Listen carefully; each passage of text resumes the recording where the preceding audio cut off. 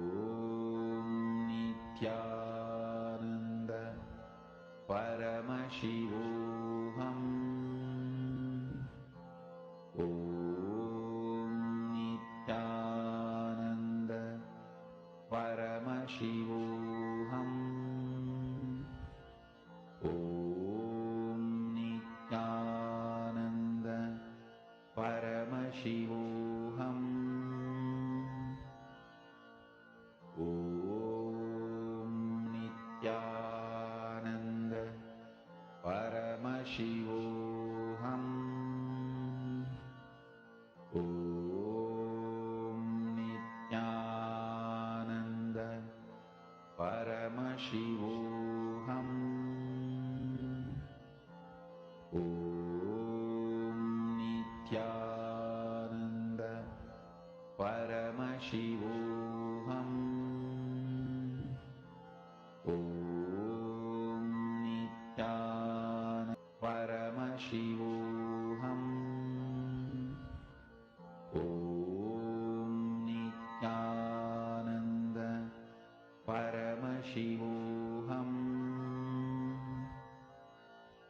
Om Nithyananda Paramashivoham. Om Nithyananda Please relax. I hope all of you have finished. How many of you manifested? How many of you actually saw? How many of you actually saw that this person is sitting here?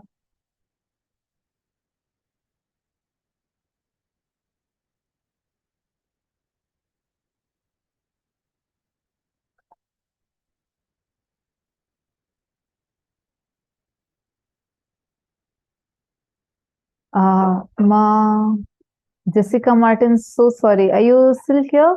I'm just seeing your message. It's regarding Pratyaksha Pada Puja. Yes, you would be receiving an email regarding that, and you can, the moment you receive the email, you can log into that Zoom. So better be logged into that Zoom so that, because it will start sharp at 4 p.m. Eastern Standard Time. So the Sankalpa chanting would be done at 2:30 p.m. itself. I think it should have already started. So you can log into the Zoom. That's a different Zoom.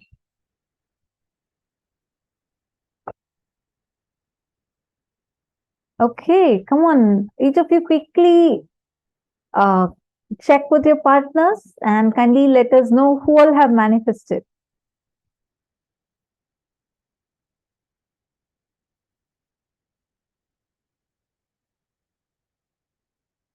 All right. See still many of you verifying your answers.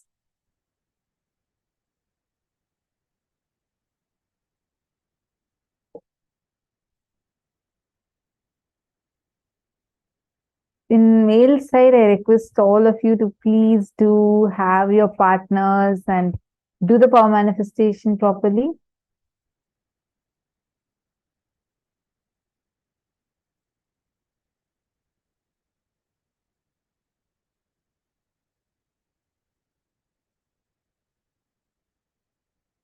Saint Denisaya and Arjun Ravishankaraya. Firstly, both of you need to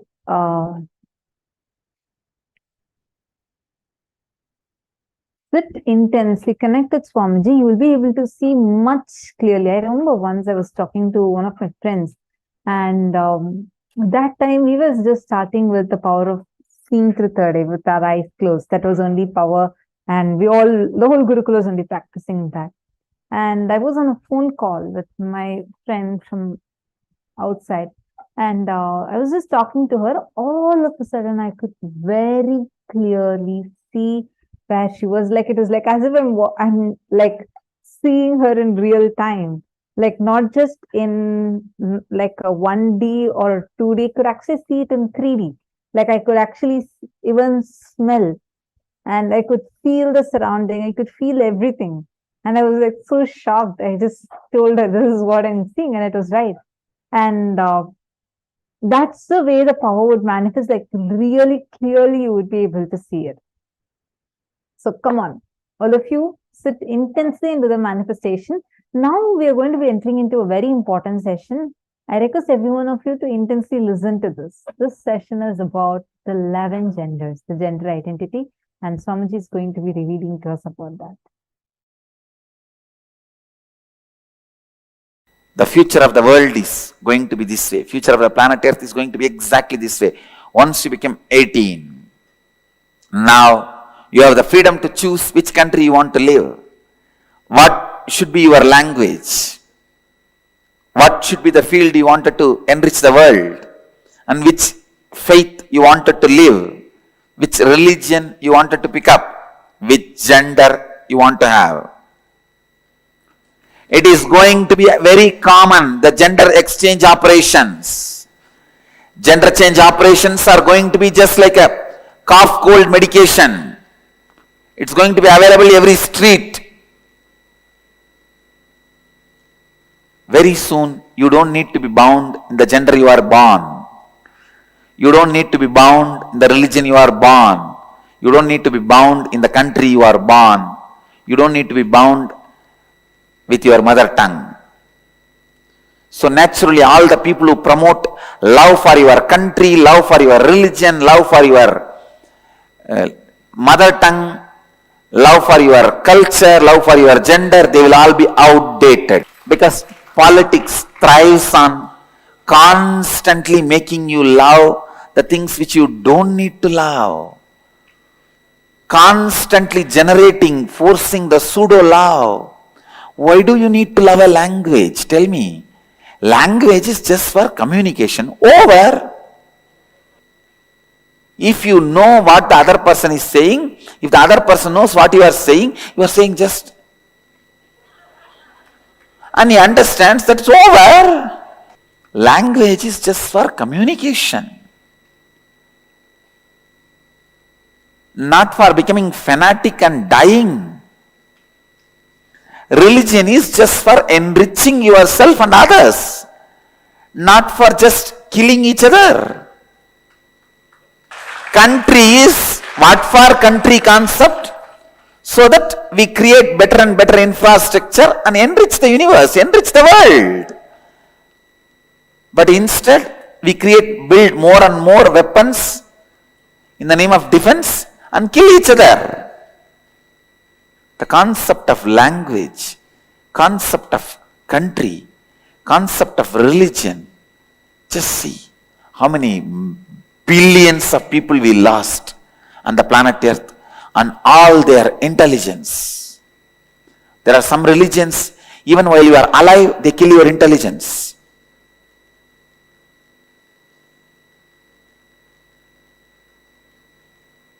So understand, the future should be the religion, language, gender, and country. All these should be just openly available. We are not born to live in one corner of the world. We are citizens of the planet Earth. This can happen only by Vedic tradition. I tell you, only by Vedic tradition, which has a strength to stand any scrutiny. And not only that, even though it accepts all traditions, even if you don't accept Vedic tradition accepts you.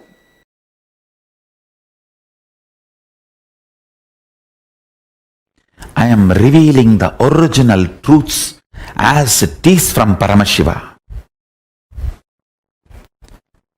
One by one, understand, first thing, there are 11 genders. Second thing, you just need completion, whatever way you are, below 21. So decide not to allow anybody to explore you and do not explore other bodies till 21. Even if you have explored earlier, decide to go for intense completions. All the cognitions inspired you to explore other body or allow others to explore your body. And after exploring physical relationship, the kind of the cognitions, emotions, mood swings you are going through, pen down all of that, effects and side effects and after effects of you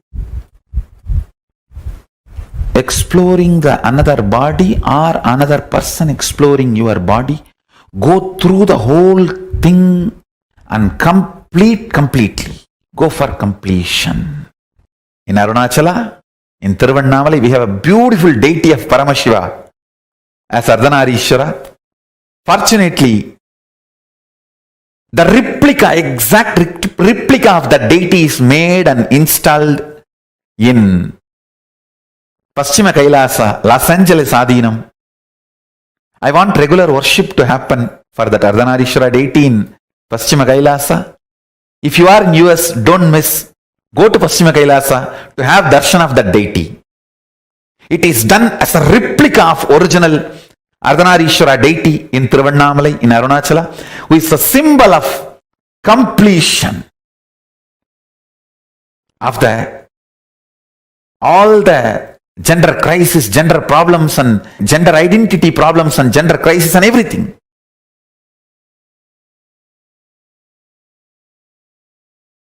Actually, everything related.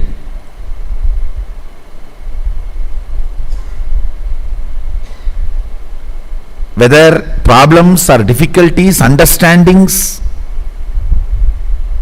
related to sexuality can be solved just by this one understanding of 11 genders. The moment you identify your gender, problem is solved. Then you know how you are going to be functioning. It is a simple mechanism. See, body is the best outfit you can wear. Understand this word. Body is the best outfit you can wear. The food or the pleasures your body feels is just dependent on how you feel about your body. The moment you know what is you, all struggle will stop, will drop.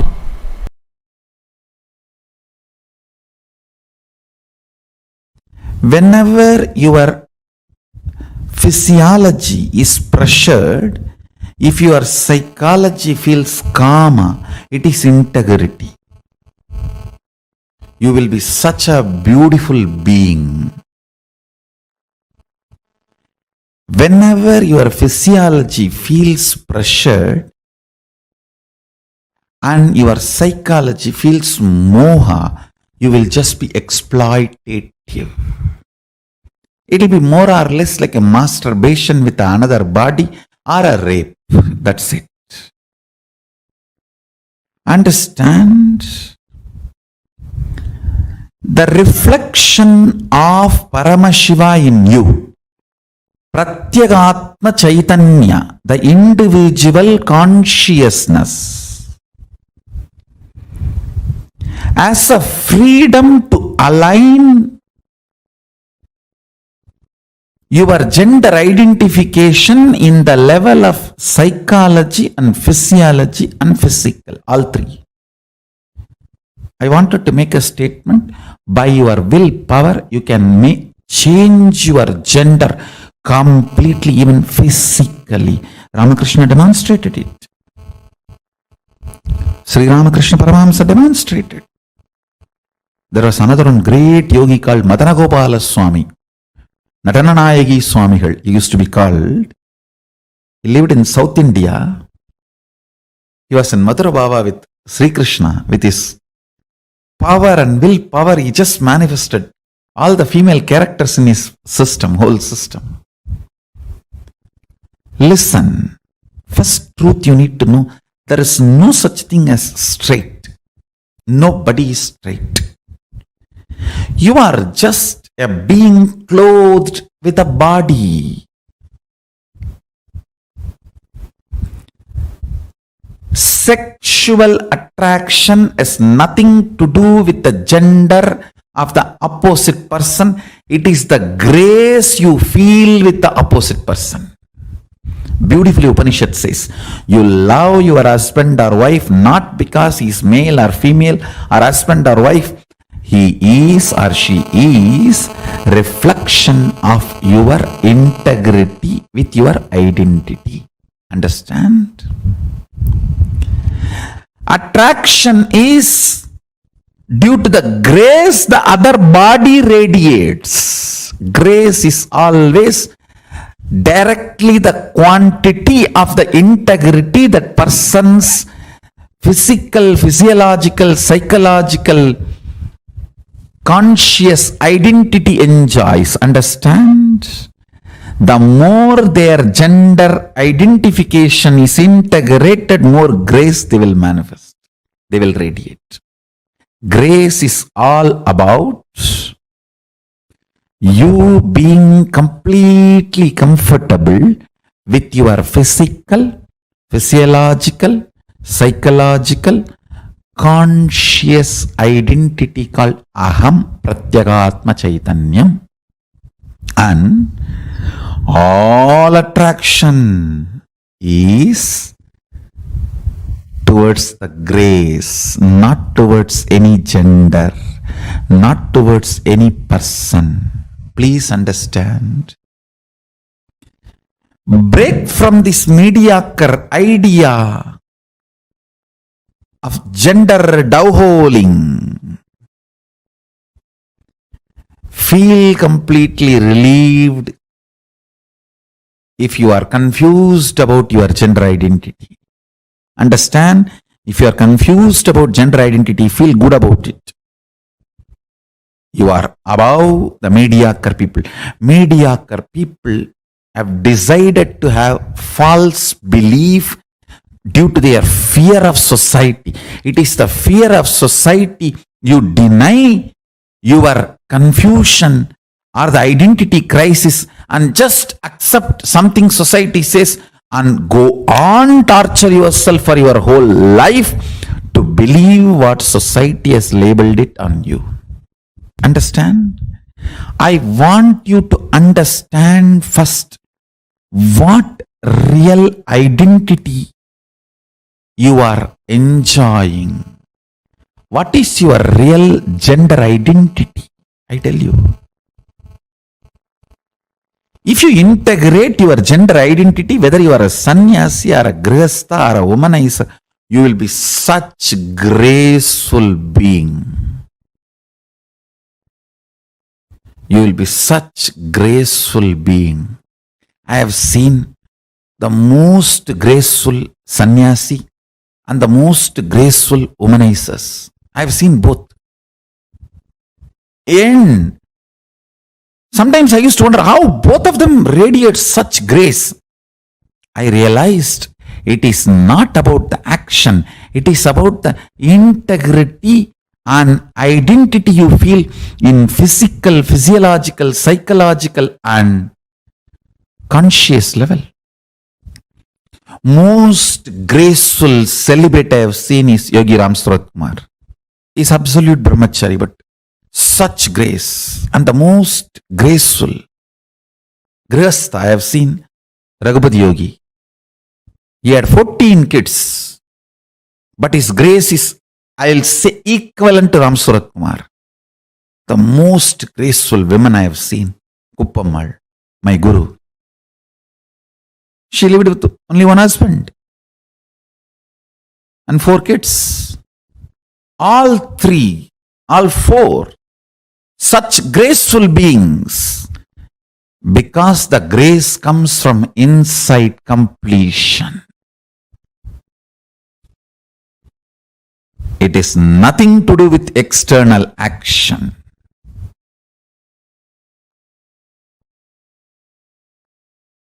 Grace means ability to generate huge love and respect in the other person the moment he sees you, she sees you. Just by sight, if you are able to instigate, invoke tremendous love and respect, that is called grace. Beautifully, Valmiki describes When Sita entered the court, the whole court stood up, including Janaka. Understand? Janaka is father.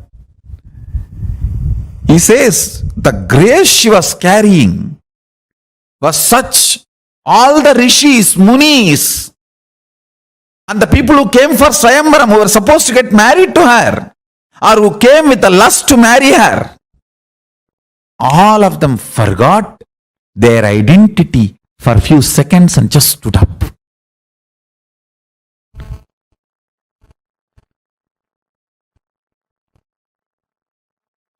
The grace she was radiating.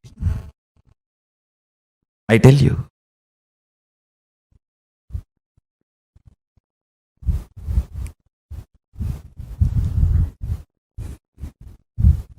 I wanted to get into the details. All the mood swing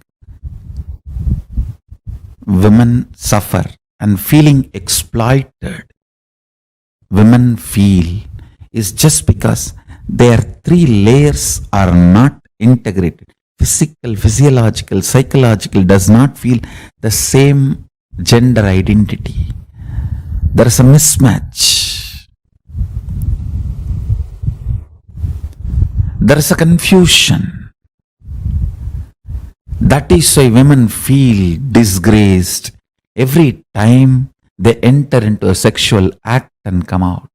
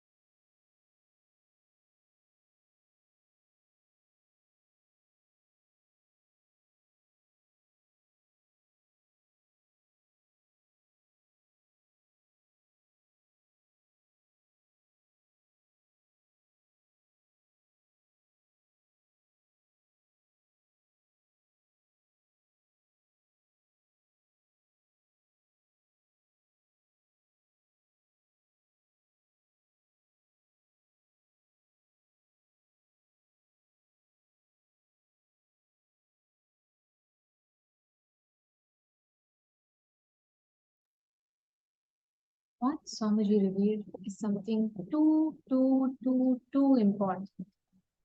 Because if we just understand this one truth, the all the suffocation that society has added into us with the so-called definition of gender, we will be liberated from all those cognitions carried in us. What Swamiji revealed right now was an amazing truth. Like, I'll always feel like this is like $1 billion science. Even billions of dollars can't give you that. See, always today, if a child, young child, by what 10 or 12 itself, they start going on social media nowadays. And the definition of gender, beauty that they learn, it is so sad, disheartening to see people spend millions of dollars to get plastic surgeries to look a certain way. They want to be a certain ways beautiful. Like recently, I saw that there was a very, I was watching one of the interviews, and at that time, I saw they were saying how in a particular country, the definition of beauty was that women had to have a certain type of a waist, they should have certain height, their skin tone should be a certain color. These are all set by women for themselves. There's like so many standards that constantly suffocate, and unfortunately we get so stuck to the body, we forget one of the most important components of beauty, which is the being inside. If you're inside you, your inner space is complete, you're able to flow freely, that is grace. When you are clear, complete from within, right? When you are clear with your inner space, when there is no physiological, psychological, neurological ups and downs in you, you are completely liberated. If any of you have any questions, yes, you can always post. See, most of the times in society, we are all stuck with a limited idea of gender. The moment we talk about gender, we have a certain idea that this is what is a male gender, this is what is a female gender. You have to be a certain way, you have to behave a certain way. All of these, it's not just like one particular group has said. As society, this is the way all of us has said amongst us.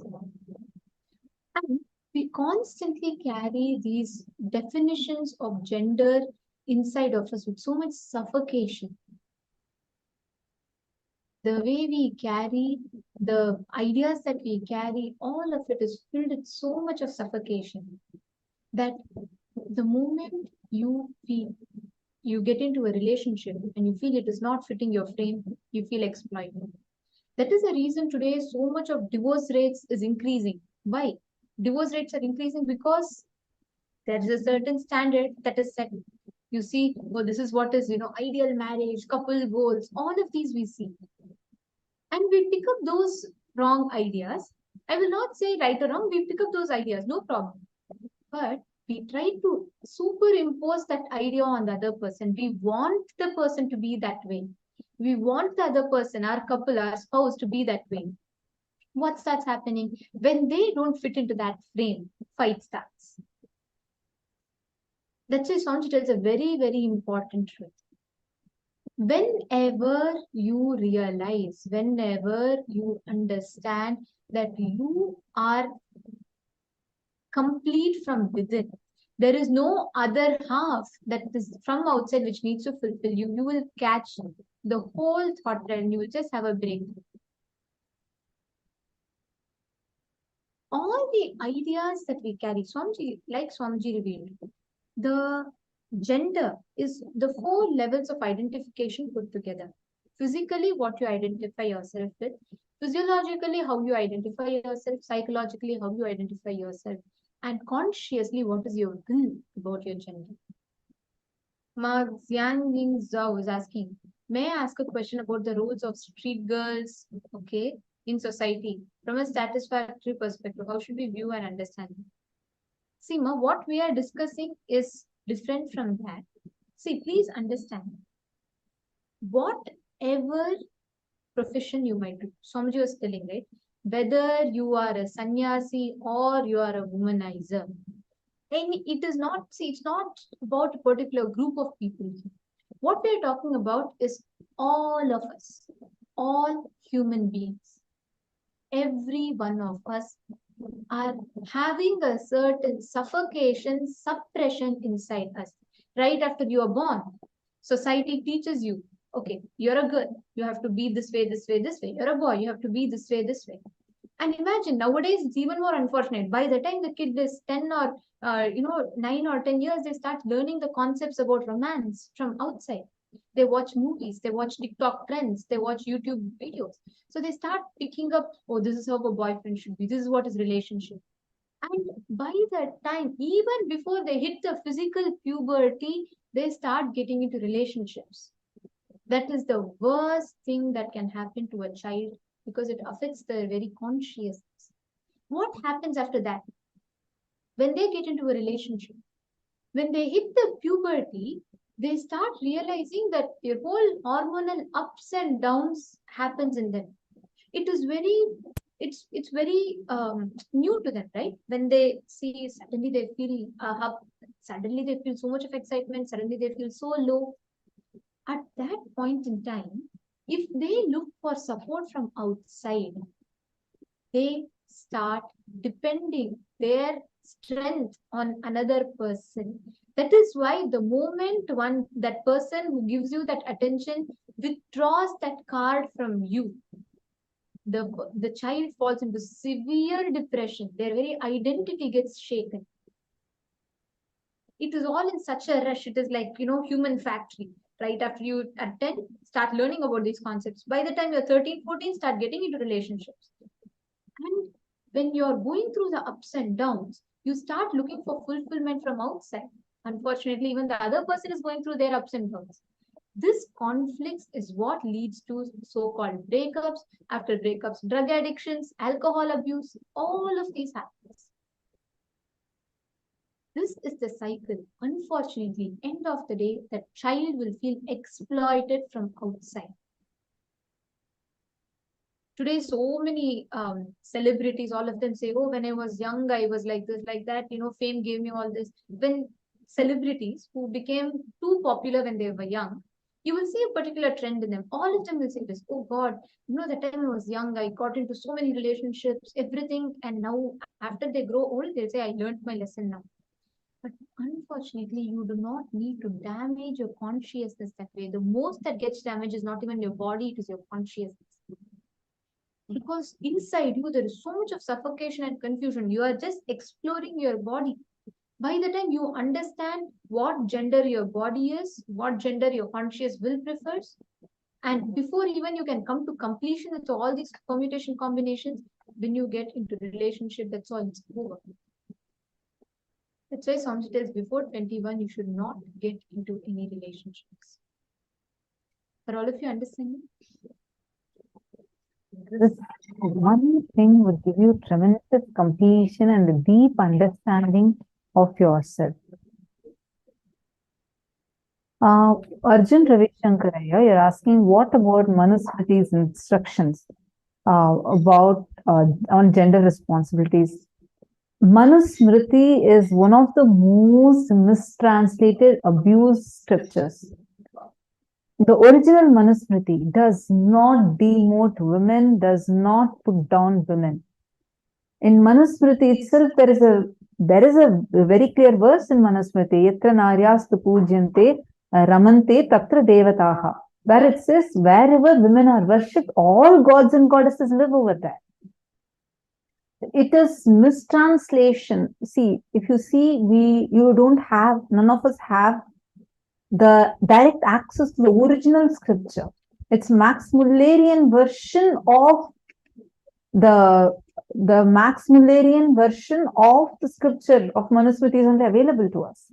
Max Muller had a very clear agenda, where he was a British who had a very clear agenda to learn Sanskrit only from the context of mistranslating the scriptures so that Hindus lose confidence on themselves. Understanding? And there are certain responsibilities given from a completely different perspective. Like when I was reading Manusmriti, so there is this part where the constitutional rights are clearly described in Manusmriti, and there's one part where they say What type of judgments must a king pass for what type of crimes? And there was a description about Varna and Jati. Fortunately, the blessings of Swamiji had clearly explained to us like what is Varna, what is Jati. So I knew about it when I was reading that scripture. So when I was reading, I saw the English translation of it. I was shocked. Varna was mistranslated as color. Varna in Sanskrit has various different meanings. One of the meanings is a Varna system, where based on the consciousness you carry and the responsibility you take in the society, you are given certain role. Here it is translated as color-based racial discrimination. I was like, God, that concept never existed in Hinduism. I realized like what kind of thing they are forcing on us, claiming falsely that it is Manusmriti. It is not. See, And there are many. Sorry, just to add to that, with so many, we do not have, unless we have a guru, an enlightened master who knows the whole thing about the scripture, who can give you the exact revelation as it is. We cannot arrive at any conclusion, because who knows, today all translations we have are from where? From Britishers who came and who studied the Sanskrit just to translate it with their thought currents. Understand, Swamiji tells such a thing. Whosever books you read it from the author's thought currents. That is why our Vedas and Upanishads, all of them are apaurishya. They do not have an author. See, one important thing is Manusmriti is so like an abused scripture, literally. Where, see, how the same person, Manusmriti, where he very clearly dictates, very clearly saying that Yatra Naryastu Pujyante Ramante Tatra Devataha, means wherever women are worshipped, in those places, all the gods and goddesses exist. Wherever women are not worshipped, gods do not exist over there. In this level, when he has revealed, do you think really that he would put some policies and regulations abusing women and taking women's rights away? No. Lot of these things were added things further later and not from the original scripture itself. The original scripture is like, for example, if you see Sushruta Samhita, you would have definitely been aware of Sushruta Samhita, which we proudly say that how Sushruta and Charaka, they were all greatest surgeons of history, and like he was a father of plastic surgery. But where would you find his scripture? Do you know something really shocking? We don't even have access to the original scripture. The original scripture, Sushruta Samhita, is sitting in Wellcome Library in UK. We don't have access to that. If you want to access it, it can only a translation of it will be provided by that library's agents. This is a sad state of us. We need to understand that most of the scriptures, everything that we have is completely based on the thought currents of the author. And talking about the question that you had asked, Aya, I just wanted to add to that. There, of course, are certain responsibilities ordained to every gender.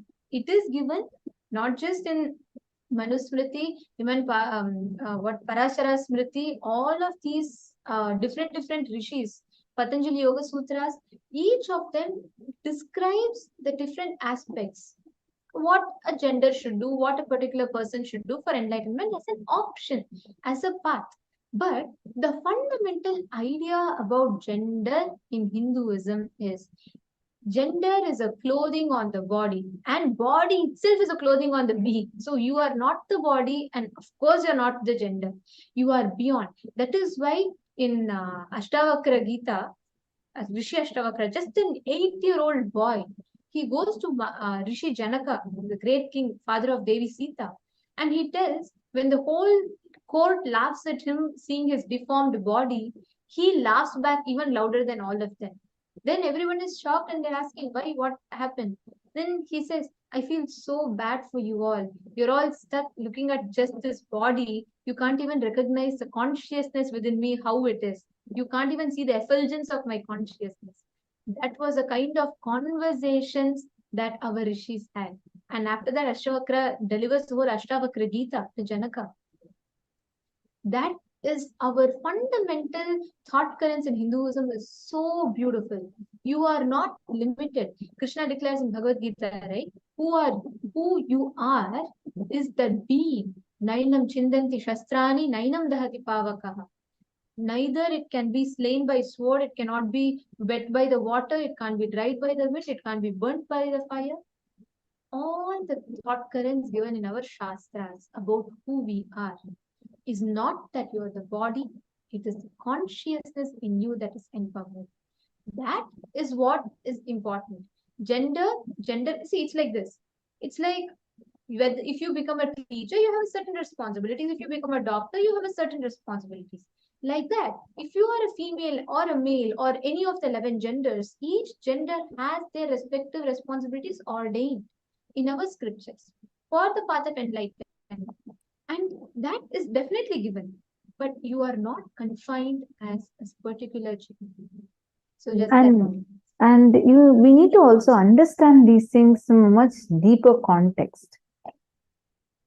Like in every example, actually this is like a topic we can keep discussing more and more about the way Swamiji has revealed to us about it. Like we keep finding more and more of the. Sorry, just a moment. Are all of you able to hear me? Yes.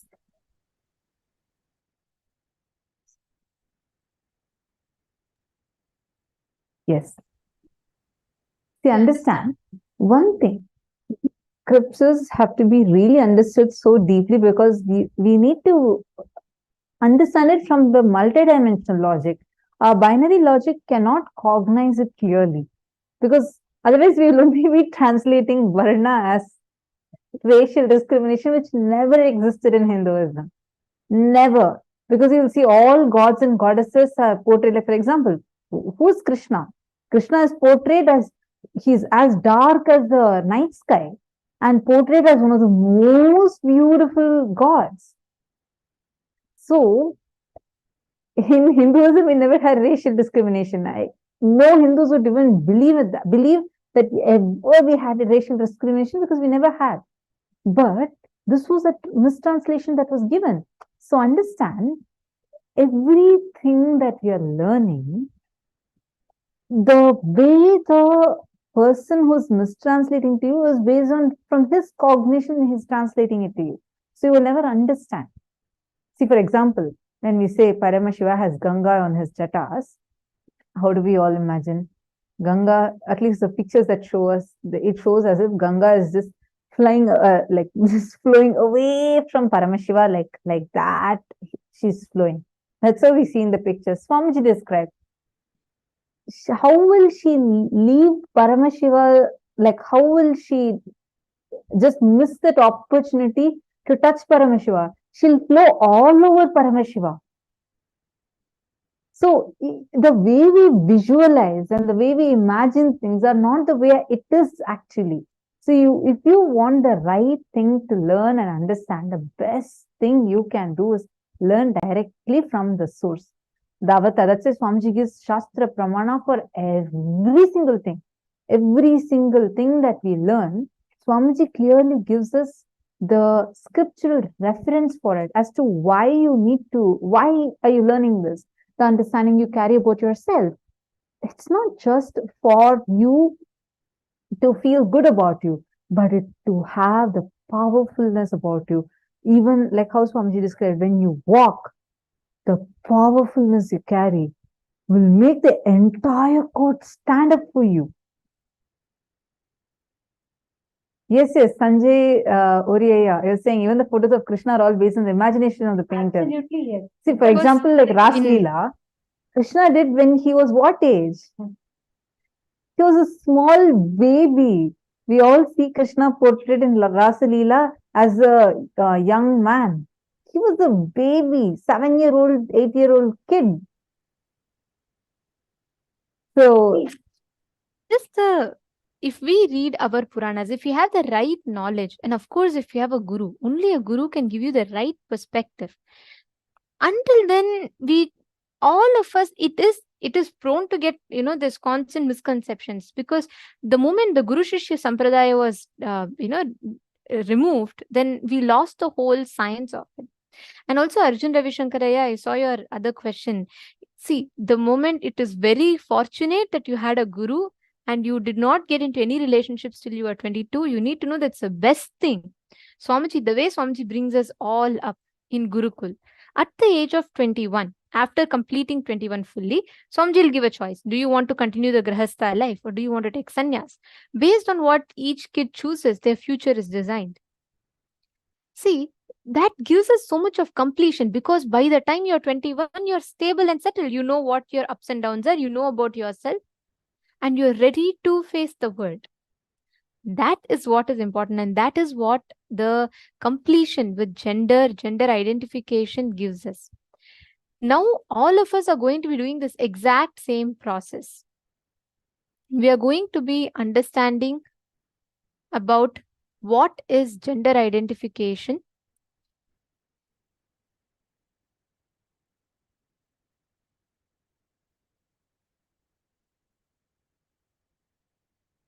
Like Swamiji revealed, there are 4 components of gender in us.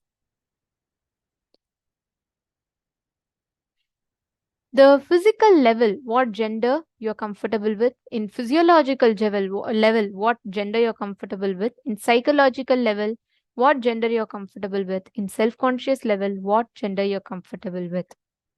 We are going to be writing that down now.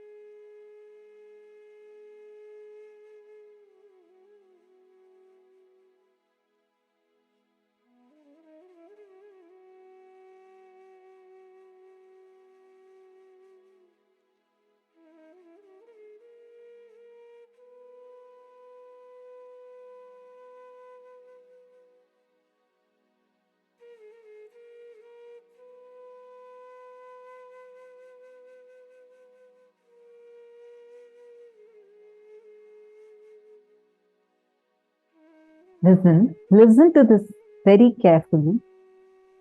We are going to do a very important exercise. This is going to be a 2-step exercise. We are going to be first understanding about the gender identity that you carry. Make a list of all your cognitions in each of the 4 levels. How do you cognize you? What are your ideas, the judgment that you have about one, your physical body? Don't try to conclude you're this gender, that gender. Whatever cognitions you have, you feel that you're a male, you feel that you're a female, you can write that. And you have certain judgments about you. Like, for example, oh, my body is not really looking very feminine. I'm just giving an example. So if you have that as a cognition, write that. Or you feel that you look very pretty, write that. The cognitions you carry about one, in your physical body.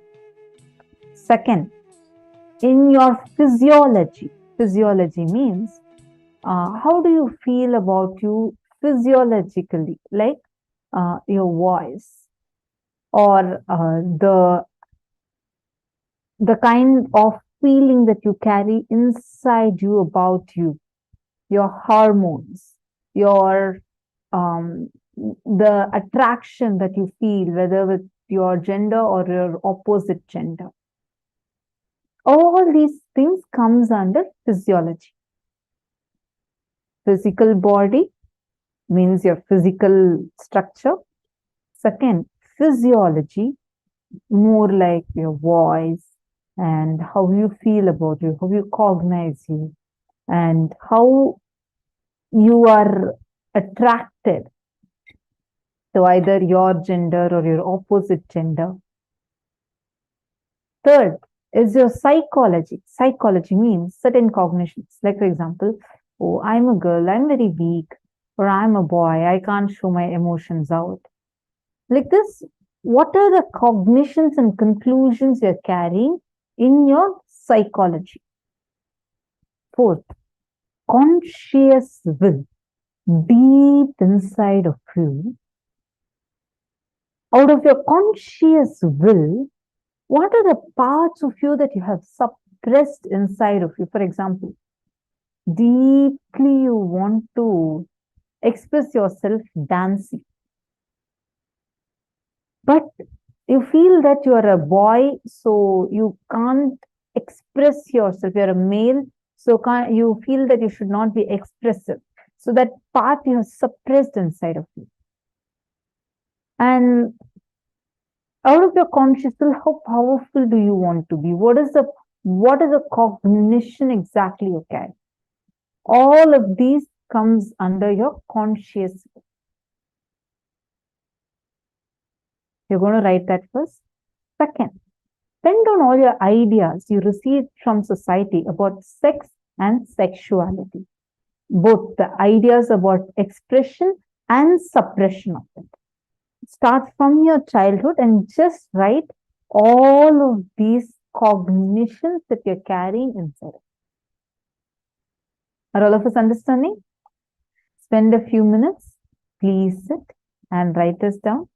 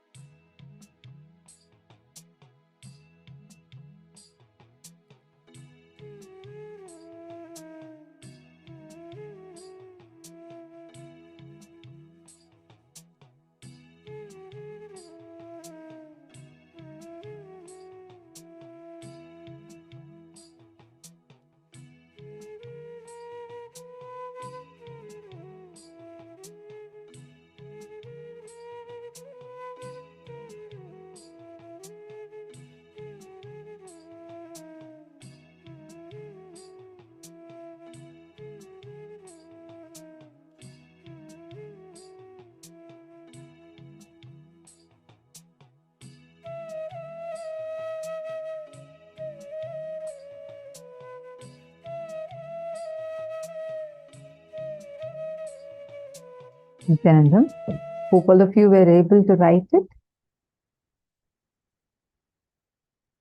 Oh, what is the difference between physical body and physiological? See, physical body means your physical structure.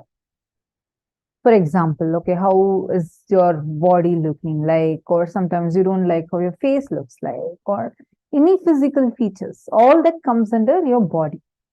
Physical. Physiological is like your voice, where it is there, but it is not like a gross visible thing for you, or how the effect of your hormones upon you, or the attraction that you have, whether towards your own gender or the opposite gender, both internal and external. Both of these will come under physiology. Clear, Aya? So I just noticed your question. Anyone else has this doubt? Okay, Xiang and Zhao was asking, dear teacher, may I ask a question about the rules? Oh, okay. I think that was answered already. Any other question? If any of you have asked, please let us know. If any of you have any questions, please post it here. Just post it clearly as question and put it here. So understand, first all of you finish the steps because we are going to be moving to the next one. Now listen carefully. This part that we are going to write is also a very, very, very important part. We're now going to be writing the next level exercise.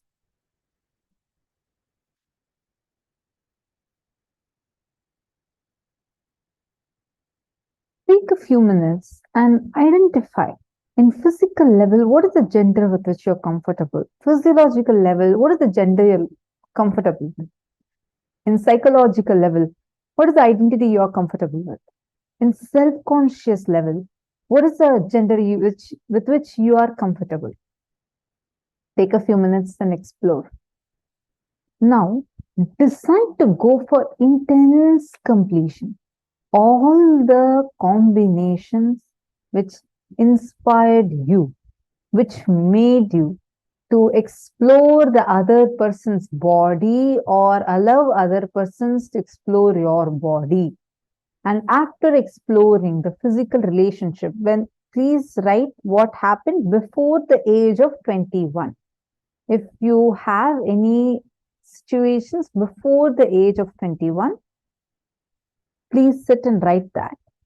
And after exploring the physical relationship, the kind of cognitions and emotions, mood swings you are going through, all the effects, side effects, after effects of you exploring the other person's body or another person exploring your body, go through the whole thing and complete. Please sit and first write down what is the kind of impact that had upon you and the effects, side effects, after effects of it. Please take a few minutes and please sit and pen them down in detail. Please do not post it anywhere. This is for you. Kindly spend a few minutes, decide to go for intense completion and write it down clearly. Are all of us understanding? Great. Let's start the step now. Please start writing down now.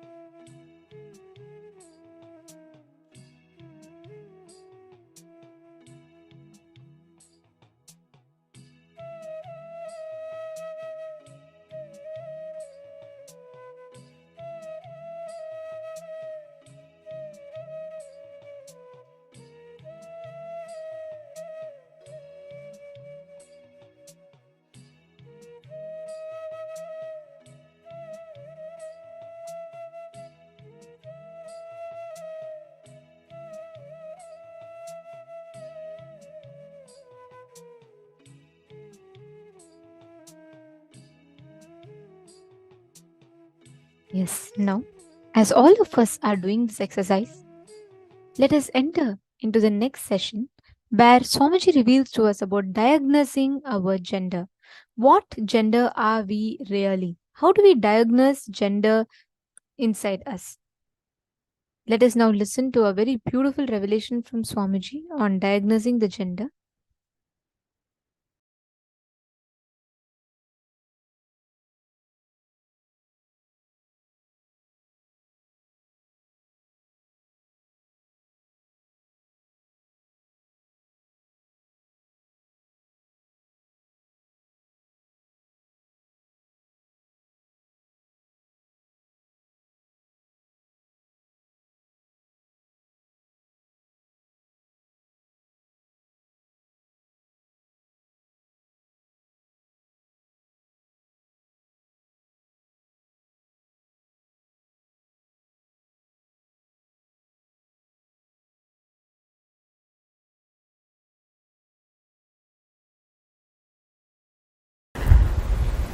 Some of the most powerful sacred secrets and powerful cognitions you need to know from Paramashiva about the 11 genders.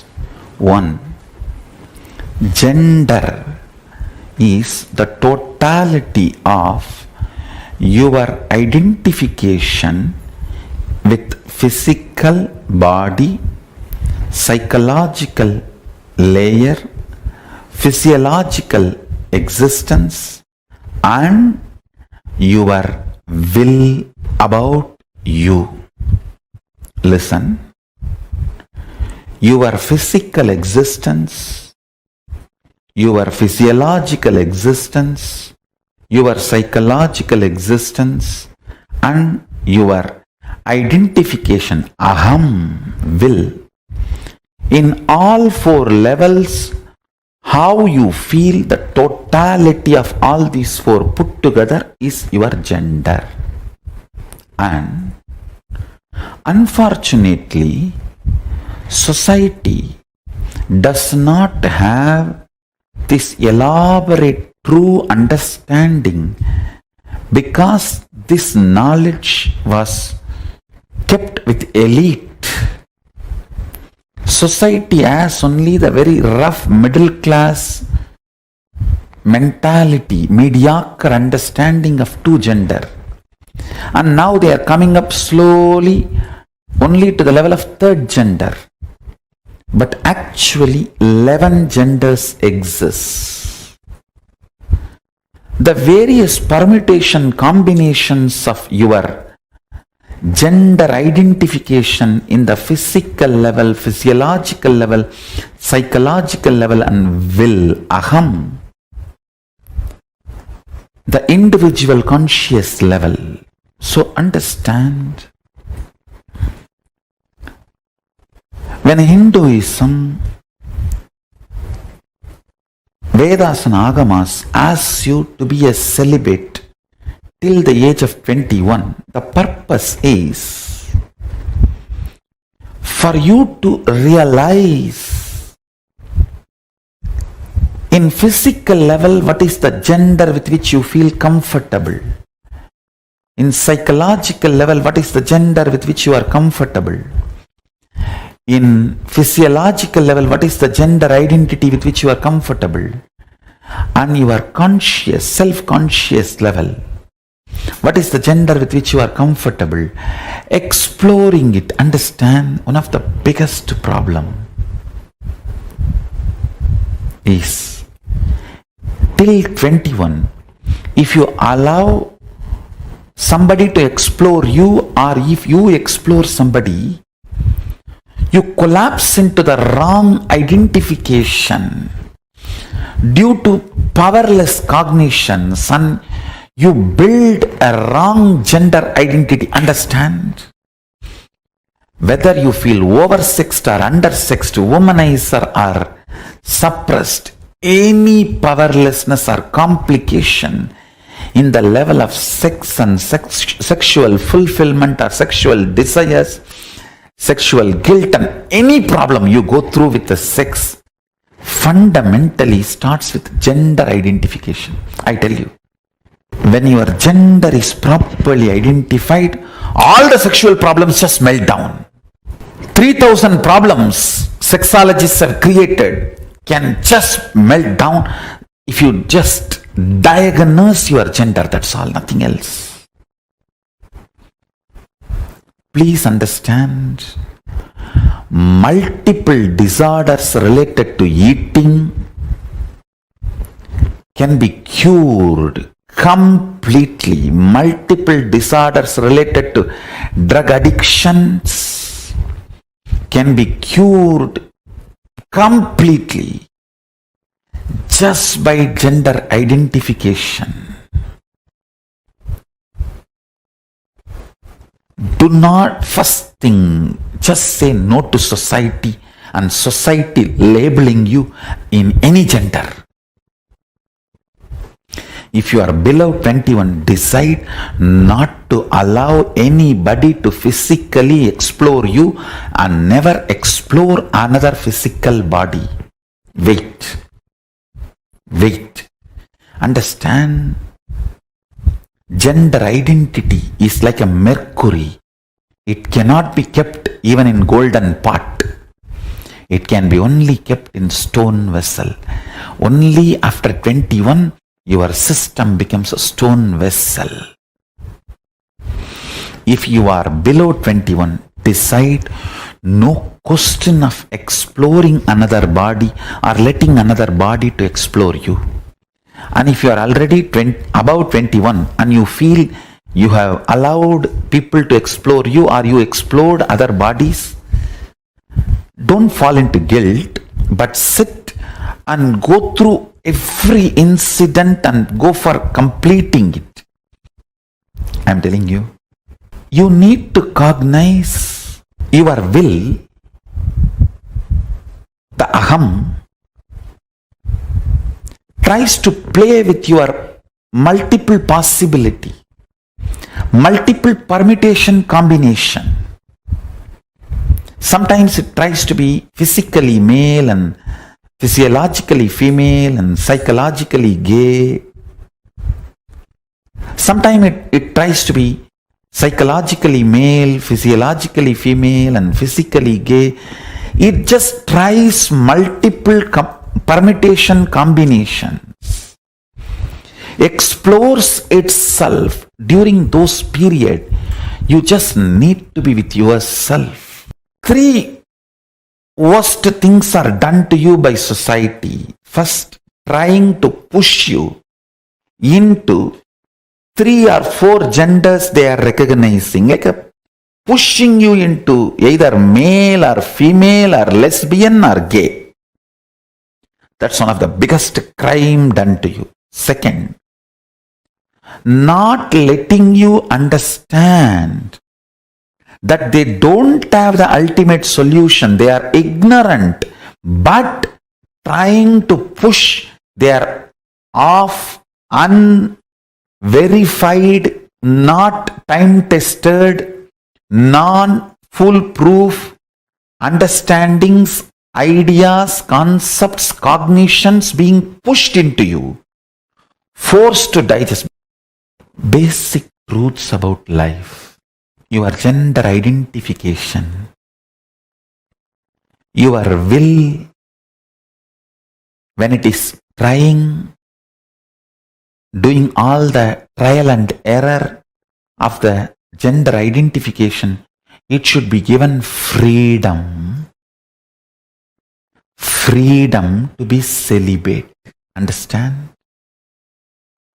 Society is so abusive only if it hooks you into the greed of sexual need. I call it grid of sex. You can continue to be exploited. The first 21 years till you find your identification and your beautiful alignment of the gender, which is the true integrity with which your physical, physiological, psychological existences feel complete. In these 11 genders, one permutation combination gives you a complete completion. Wow! The heaven experience in your body, your 6 feet body feels heaven. That experience to happen in you, you need to explore what is the gender you are really, in which one you feel, I know me. To come to that experience, that is what I call the state of Ardhanareeshwara, Paramashiva. The state of Ardhanareeshwara. Listen. If the integrity between physical, physiological, psychological components of you is not achieved about your gender identification, whether you are oversexed or undersexed, you will be constantly struggling. If you are undersexed, you will have so much of struggle in your dreams. If you are oversexed, you will have so much of trouble in your psychology space. Understand? Whether you are aggressive or passive, if your psychology is also prepared and integrated to physiology and physical component, along with hormonal pressure, you will build tremendous love and responsibility, care for the other person. End of the act will not be falling down, it will be falling into the intimacy. Every level, your gender identification matters. Understand? Whether you are a womanizer or a nymphomaniac, it doesn't matter. Whether you are a sannyasi or sannyasini, it doesn't matter.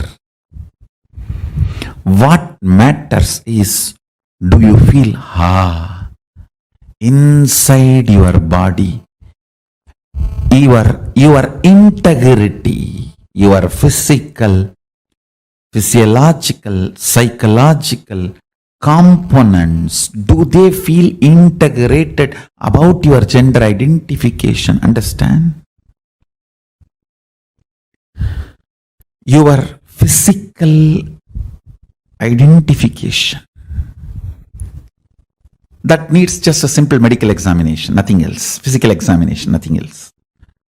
But physiological identification, you need to look in. Whenever you feel excited, are you more in kama or moha? Understand, both of them are different. In kama, you just want to manifest the reality of you and the other person or persons involved in your life. In moha, you just want to exploit everyone for your pleasure. There are two different things. In kama, you are very sure you want the completion for everyone involved. In moha, it is all about you feeling complete. I should not even use the word complete. You feeling relieved. Listen carefully. Whenever your physiology is pressured, if your psychology feels kama, it is integrity. You will be such a beautiful being. Whenever your physiology feels pressured, and your psychology feels moha, you will just be exploitative. It will be more or less like a masturbation with another body or a rape. That's it. Understand? The reflection of Paramashiva in you, Pratyagatma Chaitanya, the individual consciousness, as a freedom to align your gender identification in the level of psychology and physiology and physical, all three. I wanted to make a statement. By your willpower, you can change your gender completely, even physically. All you need is aligning.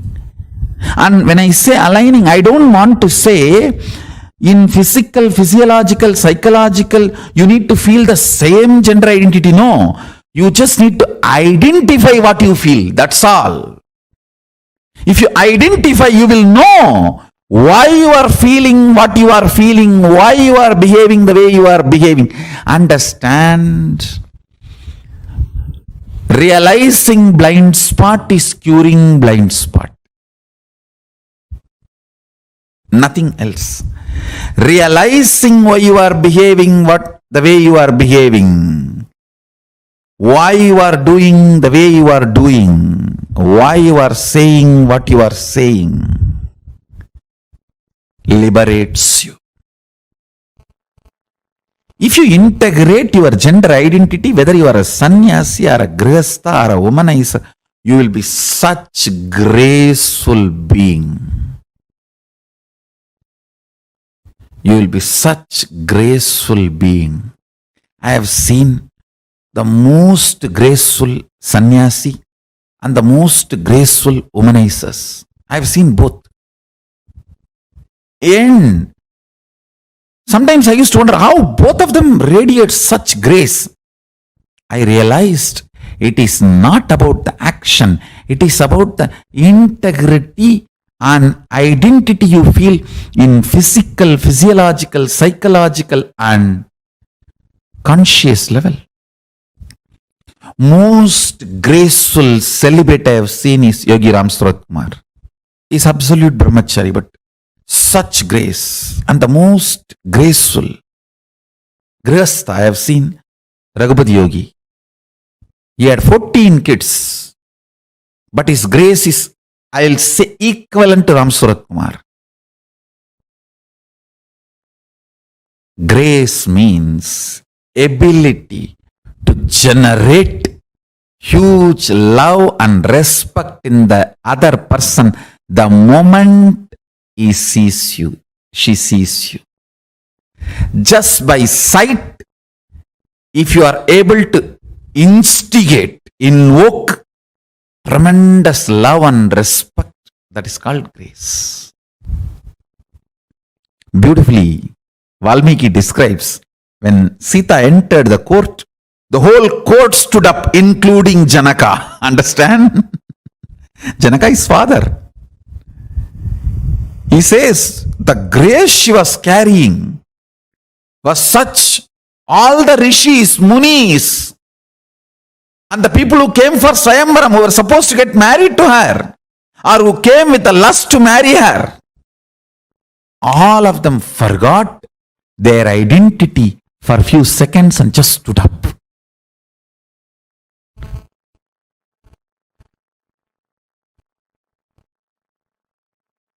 The grace she was radiating. I tell you.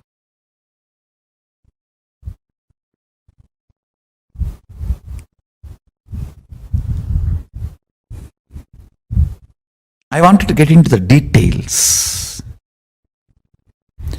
All the mood swing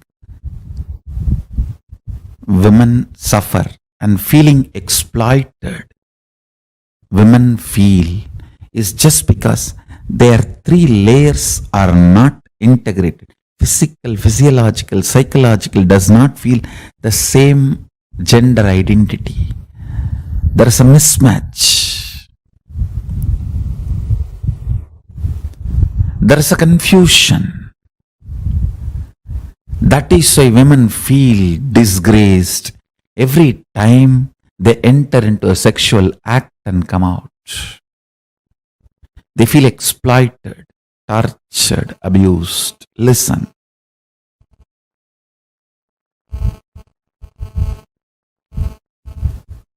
All you need is aligning.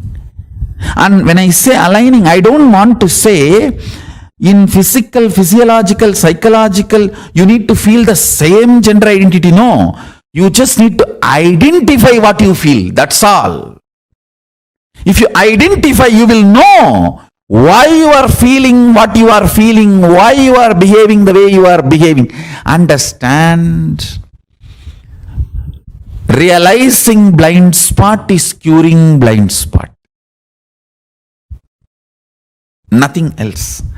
Realizing why you are behaving the way you are behaving, why you are doing the way you are doing, why you are saying what you are saying,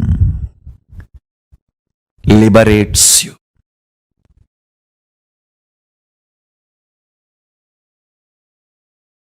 See, when the Kundalini, your Kundalini is awakened, fundamentally, first thing will happen is your identity about you for the purpose for which you took the body will become clear to you. It will become clear to you. Then you are given a freedom to alter and align your body as you want. Understand? Swatantra, ability to handle yourself first, then the number of choices second. In Hindu tradition, Swatantra first, choices next. If the Swatantra does not grow first, directly choices are given. Depression is life. And I wanted you guys to know, all the fellows who talk about the so-called freedom in the modern way of thinking, the modern lifestyle, I tell you, it is absolute false. Where all you don't need freedom, you are given freedom. Where all you need freedom, you are not given freedom. It is like the cow has been put inside a cage, only the face is allowed to move, and you go, hey, see, the face can go up, down, right, left, center, 360 degree, it can rotate. What amount of freedom! That is modern society. And the cow grazes freely in wild forests. That is Hindu tradition.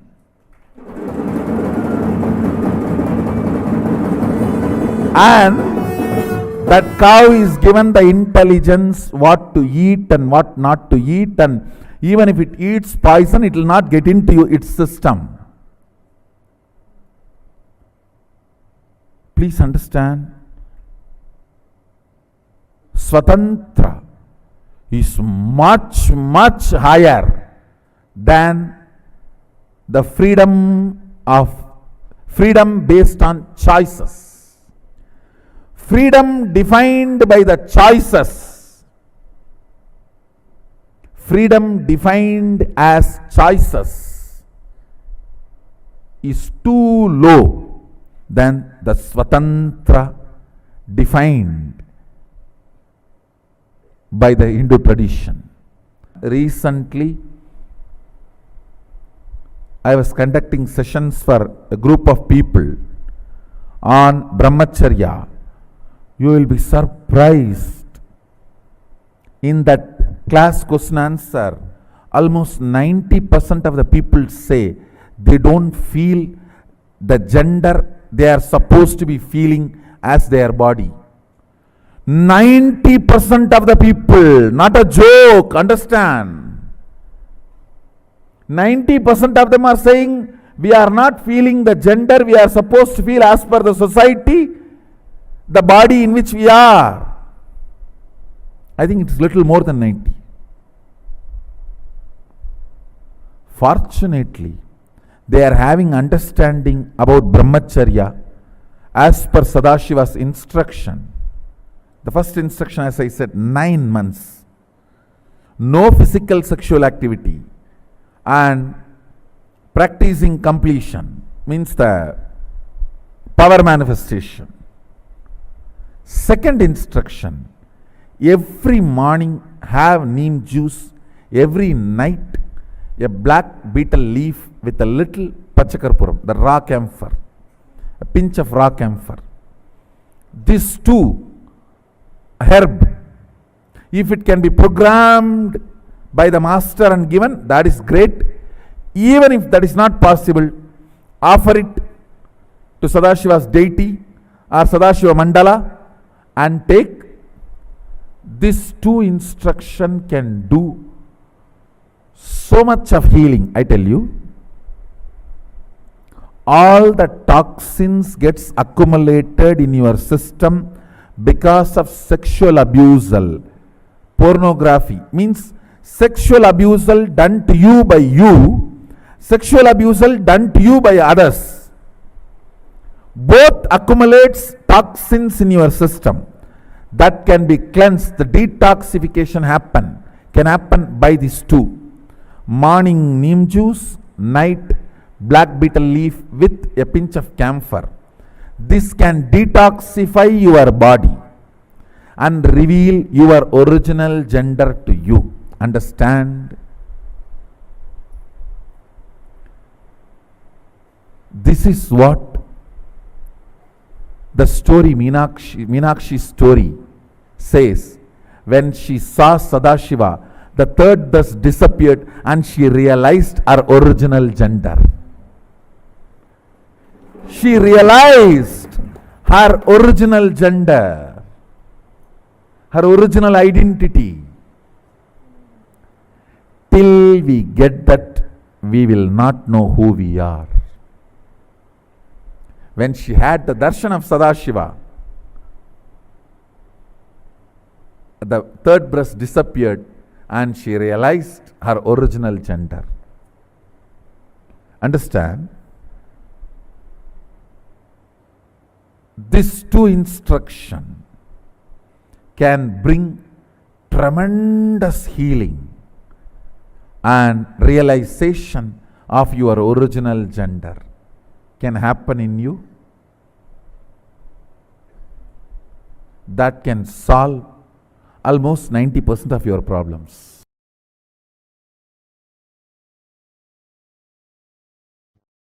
Center your gender identity on consciousness rather than your body or mind, then you will understand the science of engaging with life and relationships without getting into sexual act. The science of entering into relationship with the whole universe without engaging physical or sexual act is pure power manifestation. Listen. Listen. I'll repeat.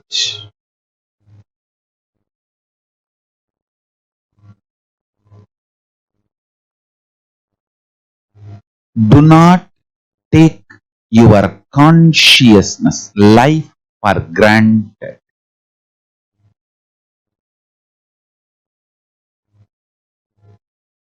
Center your consciousness on Paramashiva. Center even your gender identity Understand, the science I am teaching you now is the most powerful, beautiful power manifestation science. Center even your gender identity on consciousness instead of your body. Listen, when you look in, even before you remember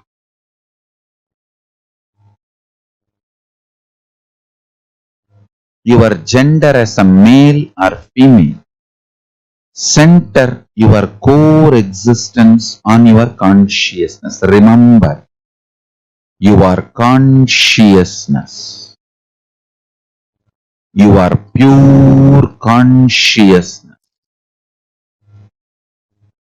On that understanding, cognition, your pure consciousness. If you build your existence, understand, the more and more you remember your consciousness, more and more you engage yourself with the understanding your consciousness, more and more the nectar based chemicals and hormones will happen in your system. Listen.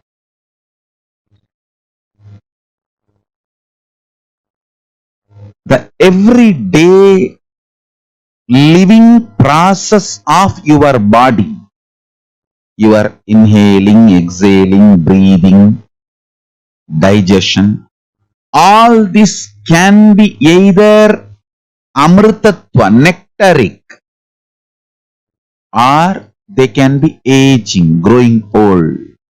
Listen carefully.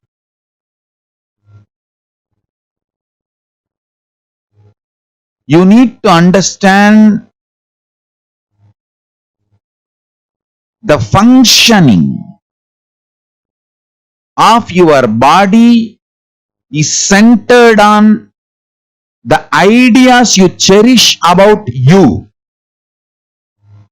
The more you cherish you are based on your body, the more you will engage with gender identities. Then that leads to more and more of bondages, needs, greeds, fears. More and more you center yourself as consciousness, more and more your taste for life gets mature. Understand, when you start remembering your consciousness more and more,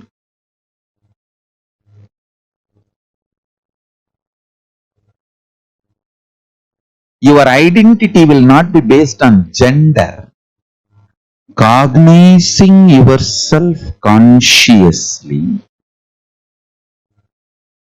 from that cognition, your consciousness, when you approach your physiology, it engages itself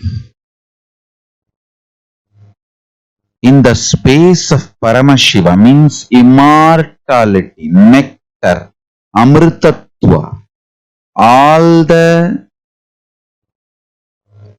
life processes like a breathing, inhaling, exhaling, eating, digestion, all engagement with life, whatever your body goes through, everything starts happening towards immortality,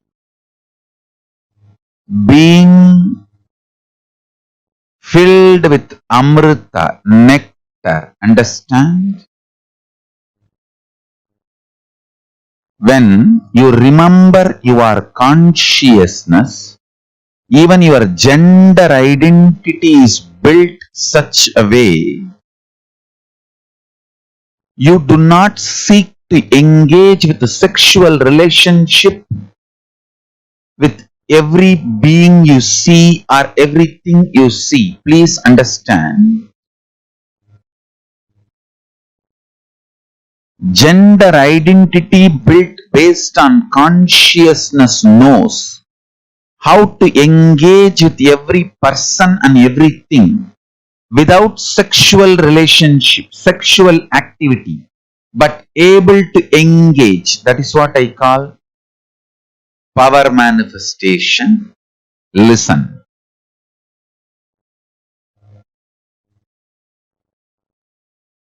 If you engage between two bodies, it is sexual act. Even you possessing a gold jewelry, a gold, is sexual act. A matter working with matter always is sexual act.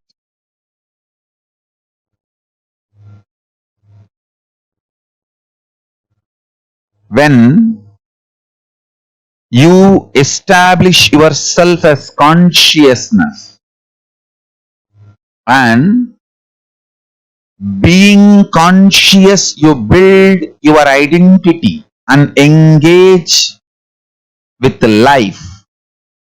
Everything becomes power manifestation. I'll tell you, signs of having relationship with the whole universe without engaging into sexual act is power manifestation.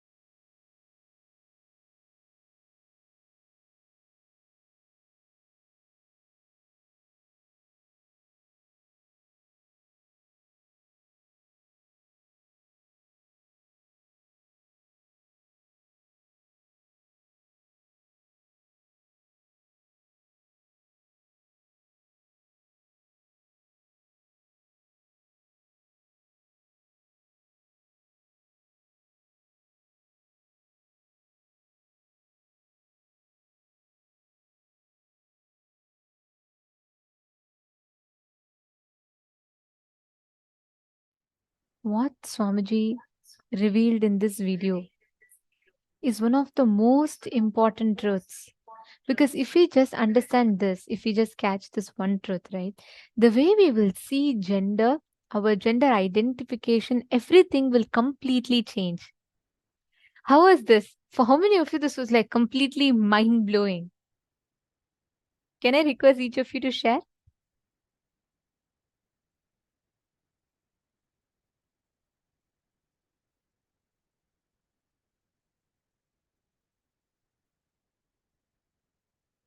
See, Ma Feng Zhen Fang. Yes, I read your message where you have put about the different frames that are given. See, unfortunately, Mom, today like Somji said, today it's the society is limited to just the understandings of these 2, 3 genders that we know.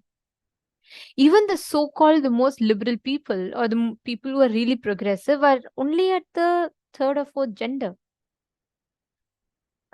In Hinduism, gender identification, the first process that's given to use for you to understand yourself, what in each level, in your physical level, what gender are you identifying yourself with?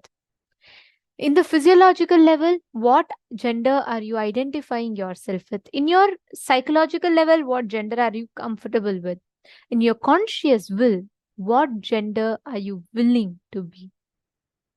Now, it is very, very important that we analyze these 4 sections correctly. Like Swamiji said, without this, any physical relationship you get into, it is only exploiting your body or another person's body. Please understand, the whole Hinduism, it is so beautiful. Like the way we are taught about gender, the way we are taught, the understandings that we have about gender, all of this is so profound that we all simply, just if we follow these powerful cognitions, we will simply get the whole awakening of this knowledge. There's a very beautiful thing Swamiji tells. Vatsyayana. Actually, Vatsyayana is the one who wrote the Kama Sutras. The whole sacred scripture on this whole Kama Sutra is all about how you can experience fulfillment. It's all about physical relationships and sex. This whole book was written by a sannyasi, Vatsyayana, and he gives it to his mother. It's a very beautiful story. He leaves his house to go get enlightened, and he goes and he does tapas for so many years, and he comes back, he meditates, he experiences enlightenment, and he comes back. So when he comes back, his mother asks, "Are you really enlightened?" He says, "Yes, test me if you can." So his mother says, "All right, an enlightened being will know everything. So I'm going to ask you about a subject it is impossible that you will know." She says, "Tell me about sex and physical relationship." In response to that question, he gives the whole Kama Sutra, which is a sannyasi who has never had any physical relationship. He delivers what it is, what is an ideal relationship should be like. Understand, Hinduism is so rich in our knowledge, and whatever we do, there is so much of reverence that we have because the science that we have is so profound. Understand, as long as you try to get that fulfillment from outside, that's what we all do in relationships, right? Oh, let me get the name, I am beautiful, let me feel secured around someone. That very concept that we bring in puts us into an extreme limitation. When you are not clear inside of you, no matter how much ever you try to force life outside to tell you, unfortunately, you will never achieve that fulfillment by demanding life to give you that certificate. Unless you tell yourself you are complete, unless you look in and tell yourself you are complete, you are fulfilled, nothing from outside can bring you that fulfillment. See, Ma Hongzu is asking, so at the conscious level, do we all perceive ourselves both as male and female? Actually, that itself is wrong, Ma. See, in your conscious level, there is no particular rule. It is not that, oh, you have to perceive yourself as a certain level in your conscious level. You have to perceive yourself as a certain gender. It is not that you have to believe you're a male or a female or both. It could be anything. Like, for example, there might be a person who at their conscious level will feel they're absolutely like just they'll feel their feminine manifestation. Someone might feel they're absolutely the Rudra, the male manifestation dimension. For each one, it might be different. It is not that you have to be a particular cognition, you have to have a particular cognition in certain level. Yes, Ma Alexandra Kaspik, the one that Swamiji told for eating in the night, is having the black beetle leaf. It is not the normal green beetle leaf. Black beetle leaf is a different variety of leaf, Ma. Every night you should take that with not normal camphor. Pachai Karpuram it is called. It's a very organic, different type of a camphor. Ma Parameshwari, so you should use the right thing because there's normal beetle leaf, there's normal camphor, but that's not for consumption. There's black beetle leaf and Pachai Karpuram. That is what we should eat.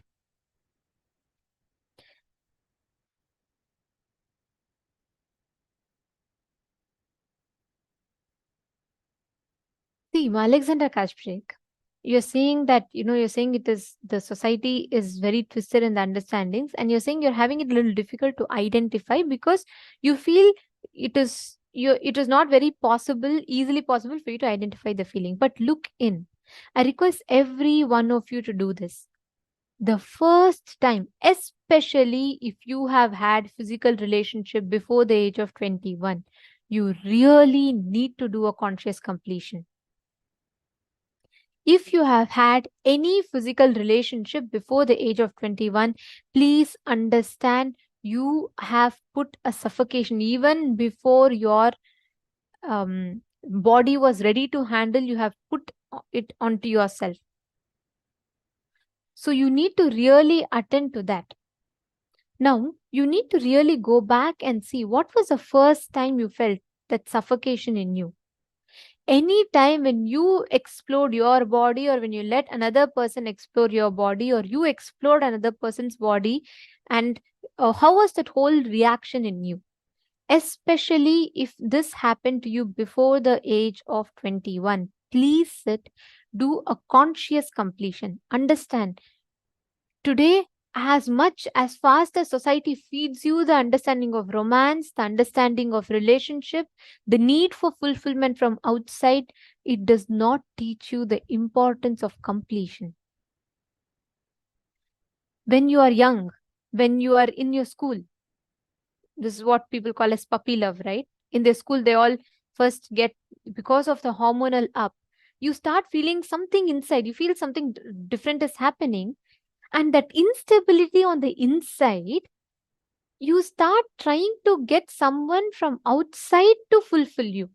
That security you look for outside. That's why in that age, whoever cares for you, whoever gives you attention, whoever gives you gifts, we all start feeling so attracted towards that person. Why? Because in that age, right after your body hits puberty, it is not just physical changes happens. The changes happens in physical, physiological, psychological, neurological levels. So when your body is going through that sudden surge of hormones, the sudden physiological changes, you are suddenly at a high, you're suddenly at a low. At this stage, even you are not clear about yourself. That is why you should not explore your body. You should not explore another person's body. Hinduism has a very strict principle. Only after the child graduates from Gurukul, the child can have any relationships. In Hinduism, it's very clear. The moment you enter Gurukul, you leave your identity, you leave your gender, everything outside. You wear the brahmachari, you take a brahmacharya, you live the life of a celibate. Because those 21 years, the first 21 years of your life, you begin understanding yourself. You form patterns, you form cognitions about life, you form cognitions about yourself, your gender. Only after 21, when you start understanding about the ups and downs, you are ready for actually getting into a relationship. Before that, if you have been into any relationship, understand not just you have exploited yourself, you have exploited the other person also. And unfortunately, today's society fastly feeds us that. The moment you are born, the moment you are, from the young age, you're put into this conditionings. Girl, boy, girl is this, this, this. Boy is this, this, this. There's so much different connotations we get into ourselves. There's a one of the very, very painful incidents that I remember where after I joined Gurukul, right? It was about when I was 18 years old. I had an opportunity to meet my friends before I joined Gurukul. When I met them, I was about when I was with them, I was 12 years old. At 12, I joined Gurukul. Fortunately, the best thing that happened to me in my life. After I became 18, in one situation, I was traveling somewhere and I found one of my old school friend, right? I met her and I was just catching up with her. And I was sharing with her about, how I was. I was a sannyasi and what my life was like. And she absolutely enjoyed it. And then I was asking her how she was. And she was saying about herself and the entire batchmates of mine when I was outside. She said how She had just been into a relationship. She went into a breakup. She had a very bad breakup. So she is into alcohol. I was so shocked. Just at 18, kids outside, normal. It has become normal for people to have relationships, for people to have physical relationships, most unfortunately. It is not wrong. Understand, like Swamiji said, Swamiji is not saying don't have children. Swamiji is not saying don't have physical relationship, but do not get into physical relationships when you are not clear about yourself. The divorce rates are increasing. People are having breakups. There's so much of child abuse, sexual abuse. There's so much rapes that is happening. Why? Because people are not clear inside them. Only when inside you are clear. This is my gender. This is my powerlessness. This is my blind spot. This is my strength. Only after you identify all your ups and downs, you are clear. You know that whenever certain kind of agitation happens in you, it is inside you. So you will have that amount of maturity. Once you're ready for that, you're ready for getting into relationships. Without that, like Swamiji said, it is only agitational gratification that you get. It is like some pattern gets triggered in you, there's an urge, so you go and execute it and then you come back. That's all it is. So please understand, any relationship you have had before the age of 21, please sit now, consciously complete. Marajeshwari is asking how to complete after analyzing. Once you write down, I'll take you all step by step. I'd like each of you to please pick up a piece of paper and pen. And if you all understood, can I request you all to put yes in the chat? If all of you understood about the gender misidentification and what Swamiji revealed, can I request each of you to put yes in the chat? So far, if you all are clear. Because this is a very, very, very important session.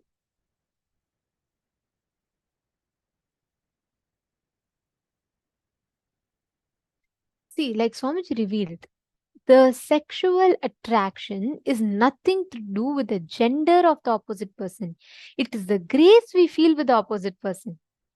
Attraction is the quantity of the integrity that person's physical, physiological, psychological, conscious identity enjoys. All the attraction happens towards that grace. So we need to understand this science, and if we catch this science, we will know how to handle that ups and downs that happens inside of us. Yes, I see all of you have put yes. Okay, how about the others? I only see Ma Shante Fields, Ma Donna, and Ma Nithyananda. What about Ma Nagalakshmi?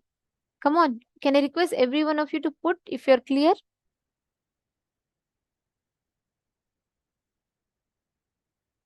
Please put yes in the chat if you all understood.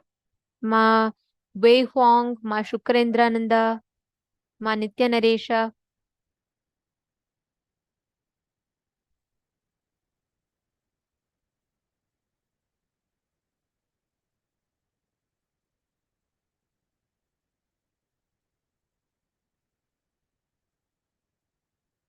Okay, Ma Dahanananda. Okay, I see many of you put. Okay, thank you. Now, I request each of you to do this. It's a very important process to do. Till the age of 21, before the age of 21, if you have allowed anyone to explore your body, or if you have explored anybody else's body, please pen down. Listen, do not post this anywhere. I request all of you to kindly not post any of these incidents in the chat. I'm only telling you all to write it down for yourself. You're going to write it in a piece of paper for yourself. Feel comfortable. Do it for yourself because it is important that you heal. At a young age, when you explore, even if you were explored, your body was explored without your permission, it has caused a deep impact in you. You need to heal it. or even if you did it playfully, you still need to heal it. Pen down. Write down the first time what inspired you to explore the other person's body or allow someone to explore your body. And write down what are the type of cognitions, emotions, mood swings you went through right after that. I request everyone to catch this. It's very, very important.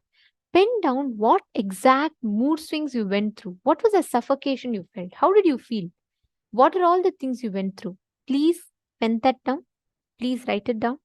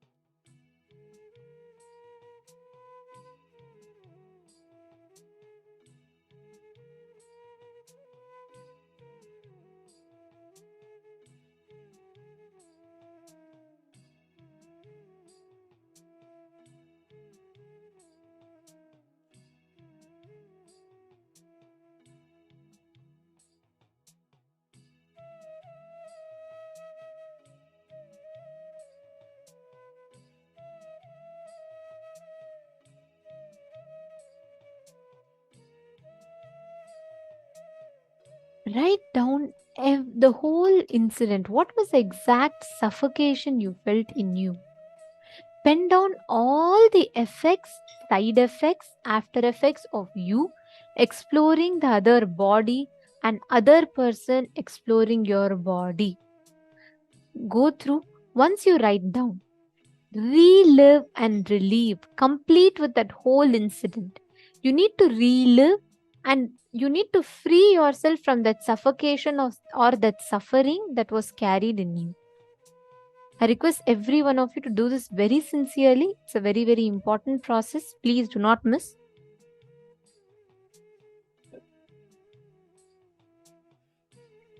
Ma Hongli Wong, yes. Please understand, Ma. Anything related to sex, sexual interest before the age of 21 has to be completed. Because till you are clear, till a person is clear with their identity, that person needs to complete and they cannot explore their body or another person's body, because both ways it affects.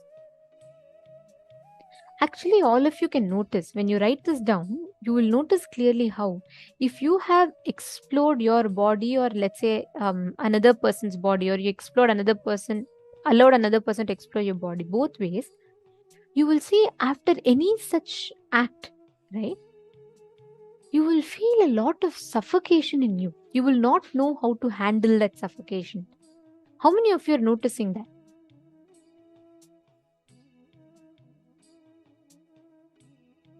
Understand, whether you have done something to yourself, or you allowed someone to do something to you, or you have done something to someone, all of these acts impacts you, the doer and the receiver both. Because till the age of 21, we are not matured enough. Our body, physiologically, psychologically, in any level, is not matured. So it needs that time. So you have to pen down any such thing. Ma Priyatma Surupini, that's right. Any attraction we have towards other gender is only because of the grace. That's correct. Please pen down. Ma Nagalakshmi, what you're saying you're not clear. Is there any specific doubt? If you could please ask, I can help you understand it.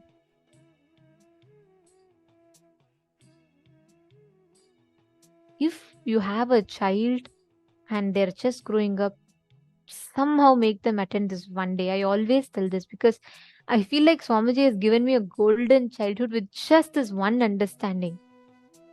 Our whole ideas of gender identity, the concepts of boyfriends, girlfriends, the whole concept is a hoax. It's a rude joke society has played on us. Because till we are clear, till we know the signs of completion, we are actually not ready for any relationships. If you have anyone who is below 21 years old, it is still not late. Just somehow, if possible, please get them. Let them attend this one day. Of course, today already the day has passed. You can get them for darshan, but please do get them for the next program on this one day. At no cost should they miss this. Please pen down. I request each of you to write down and relive and complete. Let's all take 5 more minutes. Please pen down.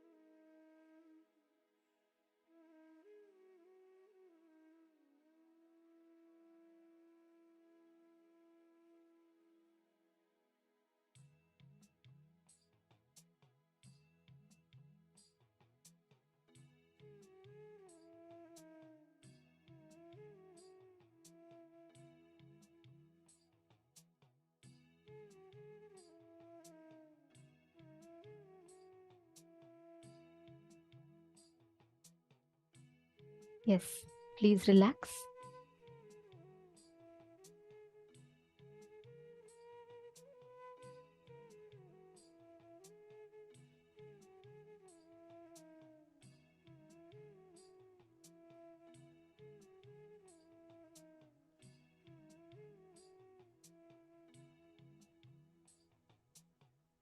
Slowly, please relax. Hope all of you have had enough time to write the completion. See, this is a very, very powerful process, and just doing this will give so much of healing and completion in your inner space. You will be so ready to handle any relationships in life with this right understanding. And today we are going to be having a very, very beautiful initiation called the Akshara Matrika's initiation. And now we are going to be entering into a very important session where we'll be understanding about the Akshara Matrikas, what they are, and what is this exact initiation that we are going to be receiving today. Let's all enter into the session.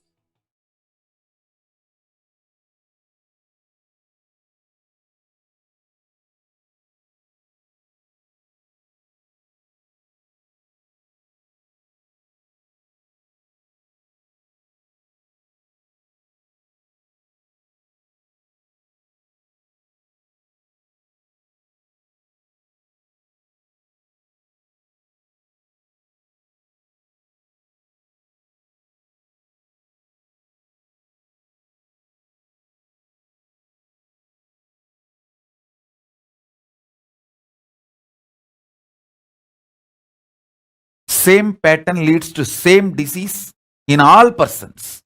It's a very standard. I can give you like a diagnosis method itself. At least there are absolutely truth, 100% truth, no exemption.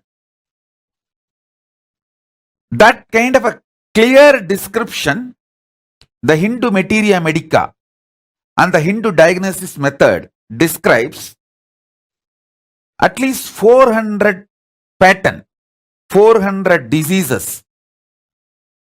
Very 100% sure this pattern leads to this disease in all persons, all 100% of the human beings. It doesn't change like that. There are 400 descriptions in Hindu diagnosis method. The original book is in Sanskrit and I have Tamil and English, both translations. Major patterns, OCD, and the disease it leads to is same in all human beings. It's actually the DNA of Mars. It's called, in English I don't know the word, in Tamil we call it Pavaram. Pavaram, in English coral, I think English it's called coral. The pure coral, CORAL.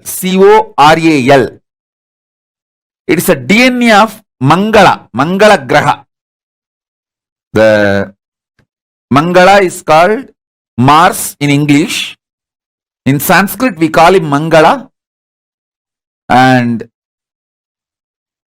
Angaraga. He is so big. He converts everything into Mangala, auspiciousness. He makes everything into auspicious. So during specific initiations, actually I am going to initiate all of you into this Mangalatva, auspicious now, auspicious energy, auspiciousness. That's why I am wearing the coral, Mangala. I am going to give you the 54 Matruka Akshara initiation, bringing the Paramashiva's DNA through the planets and 54 sounds. Actually 56. 54 is known to human beings. Only for Devatas, the other two is known. So 56 sounds. We call it Matruka, Akshara Matruka. Going to use the 54 sound energy. I can say that 56, 2, which is known to Devatas also, is going to be used. 56, sound energy, and auspiciousness, life positivity. You will all feel intensely, romantically and sexually active and alive now, because all auspiciousness, body experiences as romance and intense sexual energy. The whole body will feel that intense auspiciousness with this initiation. Whole life will feel very romantic and pleasant, and that bliss body, your bliss body will start manifesting. Many of you, when you are about to get the result of your hard work, you just break the whole thing. You know that 99% of the work is done. Within next 2 days or 3 days, the 100% is going to be done. It's like you are going to sign the deal. It may be buying a house, or marriage, or some relationship, or some business success, or some relationship with your team, or even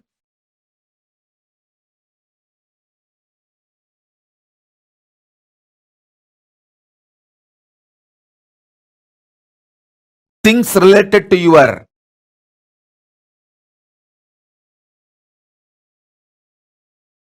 family or team or teamily, sometimes even your relationship with me.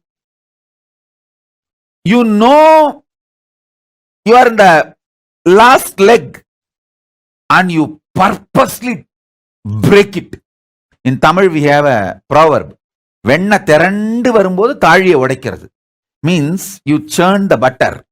You know the butter has come. Before you collect that butter, you break the pot.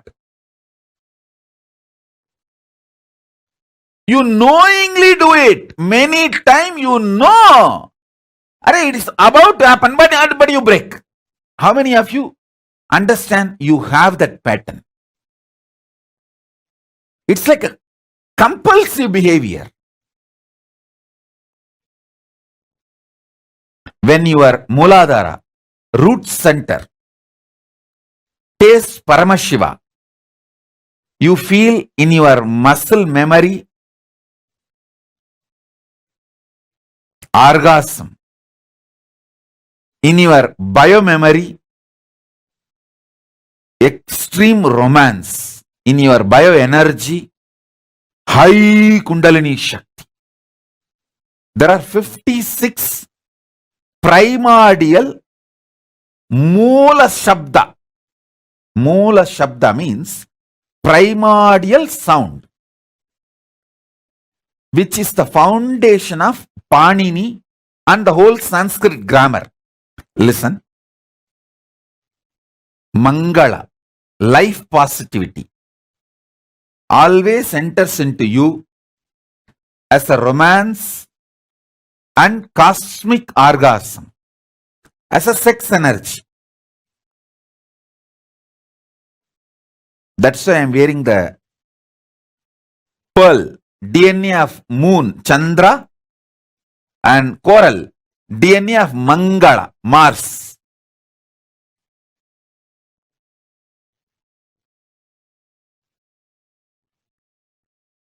I'll bring Paramashiva's DNA through the planets, put it inside your Muladhara Chakra. It will do so much auspiciousness.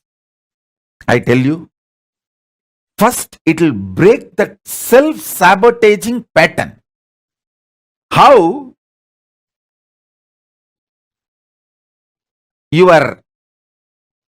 The compulsive behavior of breaking your own life when things are exactly on 99th%, you will do everything.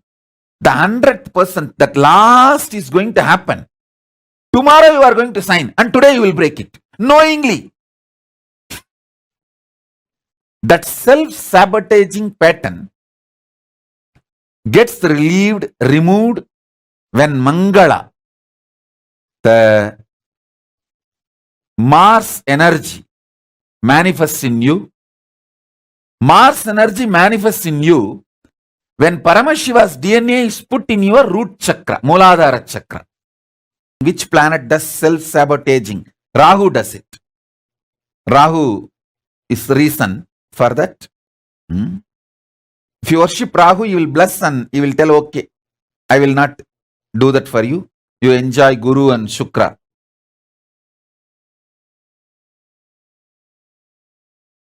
Paramashiva beautifully says, in Kriya, in Puja, there is a special ritual called making yourself Divya Sariri. You invoke every part with the sacred syllable of Paramashiva's name. Paramashiva sits on the throne made out of 54 mantra. Not 52, 54. 52 Akshara, one spelled but doesn't have a script. Another one can neither be spelled nor written. So totally 54 Akshara.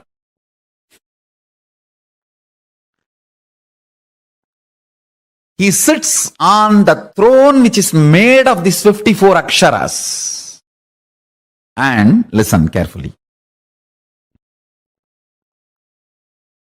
When you invoke those Aksharas in the various parts of your body,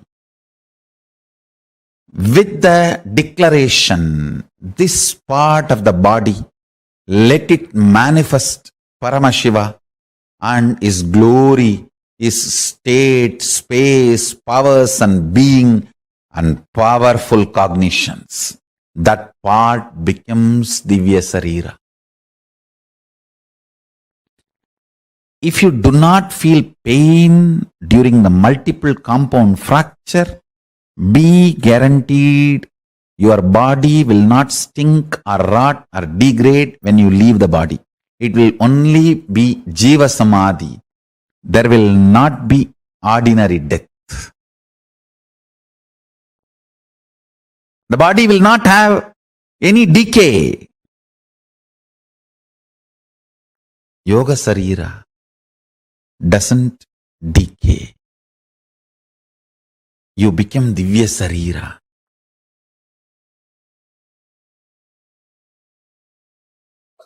Let me introduce the science, this process, now which we are going to do. The exact 16 sounds which awakens these same lines into your brain, in your cognition, which makes that 42 powers awakened. I'm going to use those 16 sounds and literally program your biomemory and muscle memory with those 16 sounds. See, all this, the traditional dress, ashram dress, it is all directly helping you to support the process. So, the weight of the clothes should sit only on the left shoulder. It should not sit on the right shoulder. If it sits on the right shoulder, body heat will increase tremendously. Your lungs will feel suffocated. If it sits on the left shoulder, only then lungs won't feel suffocated. It will constantly keep itself cool. And especially that Vaishnavite structure of worshipping and all that is completely, see, Vishnu, because he is in the Milky Ocean and everything related to Vishnu will be cool. So that's why Tulasi, not to catch cold. Shiva, the whole thing is cool, that the Kailasa, everything. But he himself is a very high active heat. That's why bale to cool it. Bale will cool. The whole thing is related to this. See, now let me restrict myself only to this process. Let me not get into the whole thing. I am not expecting any cooperation from your mind. So you do not need to presume you need to be very silent, peaceful, meditating. You don't have to presume any of that. You don't have to imagine any of that. I am making it very clear. I am not expecting any cooperation from your mind. I am only expecting cooperation from your body. Means sit holding the yantra, don't scratch yourself, don't hurt yourself, like that housekeeping kind of level. That level cooperation only I am expecting from you.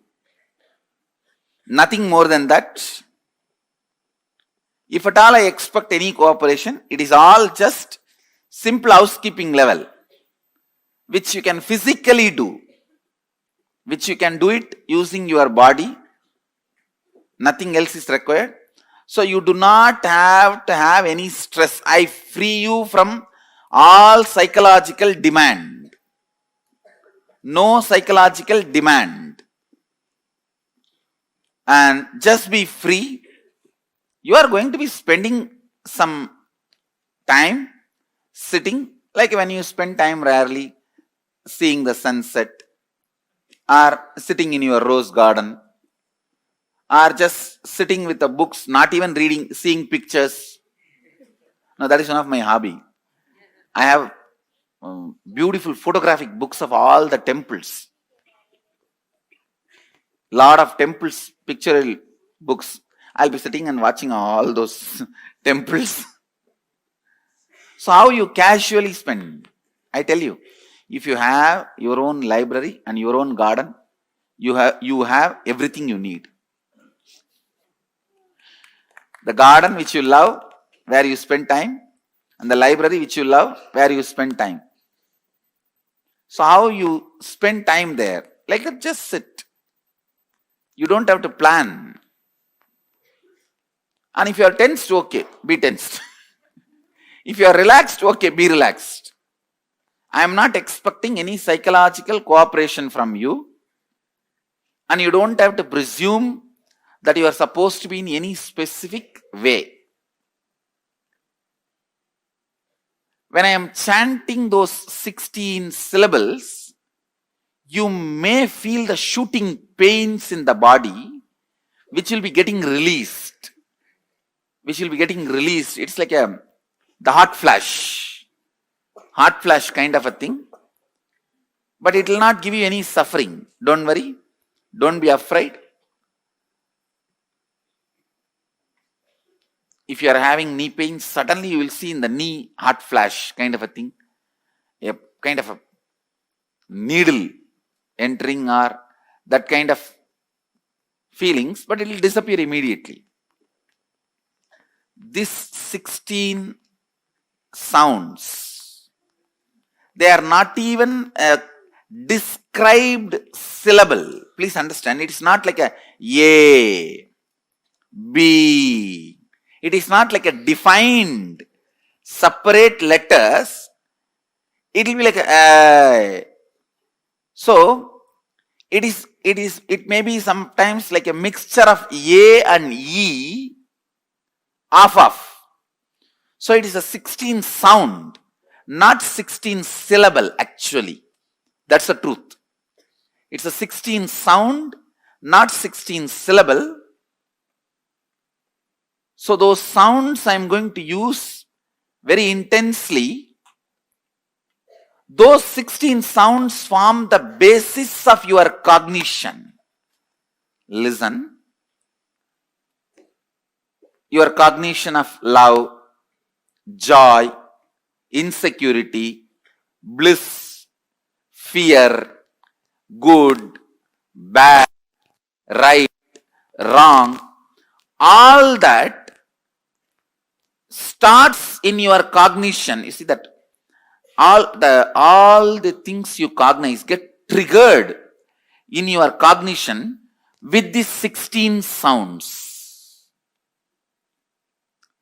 For example, anything you experience in your life, good, bad, world, large, small, anything, it has to get triggered in your cognition, in your inner space, it should get triggered.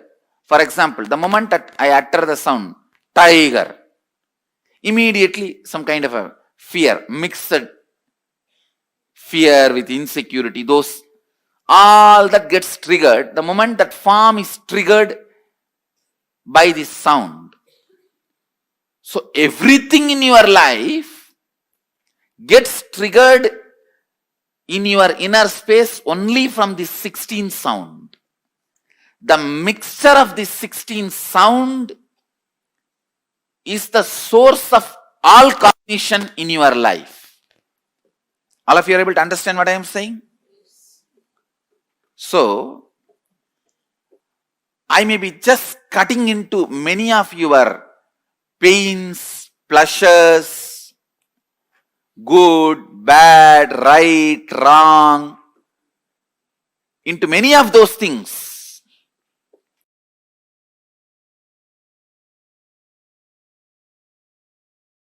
Number one, Brahma Dhyanam means being in that ultimate Parabrahma, Paramashiva, Parandama, which is the ultimate. Paramam, Paramatma, Paramashakti. All these words you can use. That Paramam, ultimate. Being in that Paramam, that is called Brahma Dhyanam. Brahma Aksharam, the syllable which puts you in that space. Mahaksharam, Brahma Aksharam. That Brahma Aksharam is this 3 dot. You can see in my own Guru's handwriting, Brahma Dhyanam, that word in Tamil it is written, and 3 dot. That 3 dot is the Brahma Akshara, ultimate mantra, which puts you in Samadhi immediately. And now I will give you precise cognition. This 3 dot means, understand, there is something in you which you don't need to remember. It is there 24 hours. When you are waking state, when you are in dream state, when you are in deep sleep state, it is there. Even during deep sleep it is there. That is why after sleep when you come out you say, I slept so well. So it is there. You don't need to remember it. And you can't forget it. It is there. Which you don't need to remember, which you can't forget, and that only remembers everything. These 3 qualities put together, there is something in you. That is Arunachala. That is Paramatma. That is Paramashiva. That is Parabrahma. That is Parandama. That is Paramashakti. That is Paramaguru. And that is Paramatma. Listen. Listen to these 3 statements. These 3 only you need to remember. Which is there in me, which I don't need to remember. First. Which I cannot forget, even if I want. Third. That only remembers everything. Which is there in all of us always. How many of you are able to understand? With how many of you it clicks? Yes? Yes? Raise your hand. If it clicks with you, raise your hand. This is exactly Arunachala.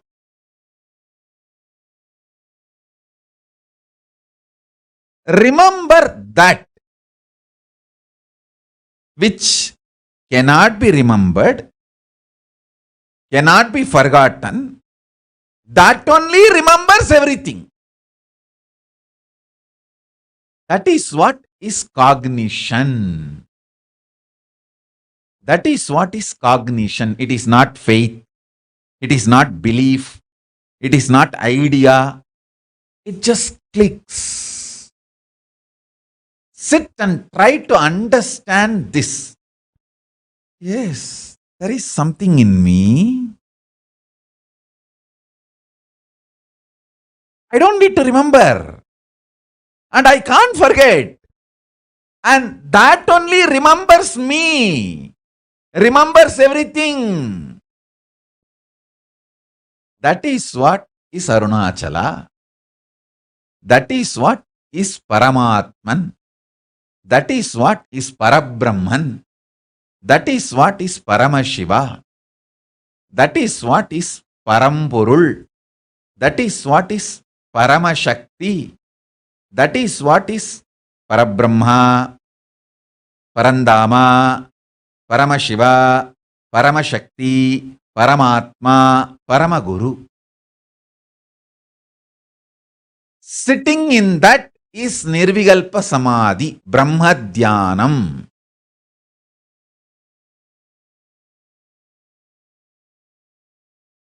Just remember this one powerful cognition. This Mahavagya puts me in Samadhi. This is spiritual lullaby for Samadhi.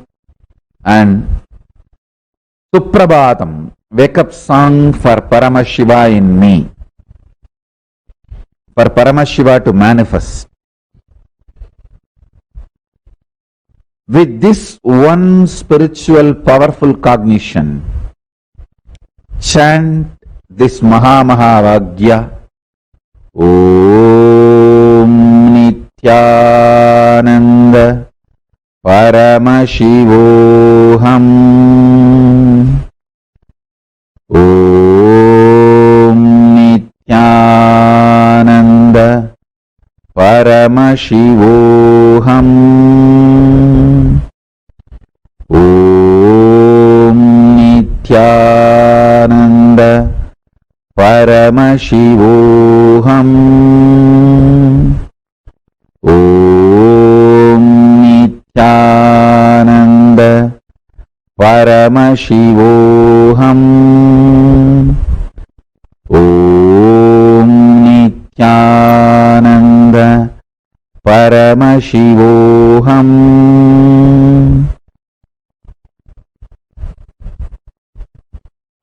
I have also implanted the Bija mantras, all the 54 sounds. Some of the Sanskrit scholars may think, oh, it's only 51, some 52. What is mean by 54? Please understand. Many people think Sanskrit has only 51 Akshara. Some say no, it is 52. But I tell you 54. There are 54 Bijas, powerful seed syllables. I have embedded them into this Mahavagya and has manifested the various versions of Mahavagya, which I will be sharing with all of you in further satsangs, like Om Nithyananda Paramashivoham. When the Devi Bija, Parashakti Bija is embedded, Om Hrim Nithyananda Paramashivoham. When Ganapati Bija is embedded, Om Gham Nithyananda Paramashivoham. So with each Bija mantra, this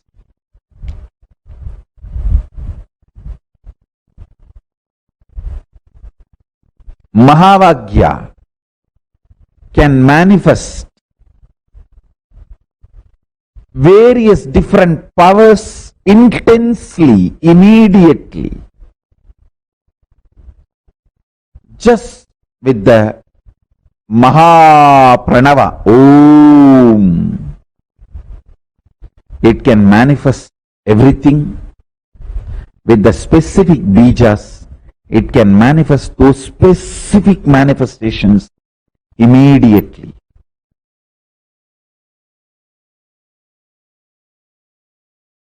So sannyasa, purifying everything. Actually exactly that nya dhatu means flowing with the cosmos. Nyaya. So from the dhatu only that nyasa evolves. Flowing with the cosmic shakti is nyasa. Nya means then from that only the jnana dhatu and the nyaya. The whole thing evolves from that. Flowing with the ultimate. Now let me talk about this connection between integrity and sound. Matrika. See, the sounds you constantly create decides your existence. Deha means in which you feel your astitva is deha. It is not that you always feel your existence in this deha. While you are in the dream, in which body you feel your existence? That is your deha. In my case, I always feel my existence in my divinity, that is why it is Divya Deha. Divya Deha, constantly staying in this Deha, makes this as Divya Deha. So your existence is the words you use within you. Now, teaching you to use powerful words within you is integrity.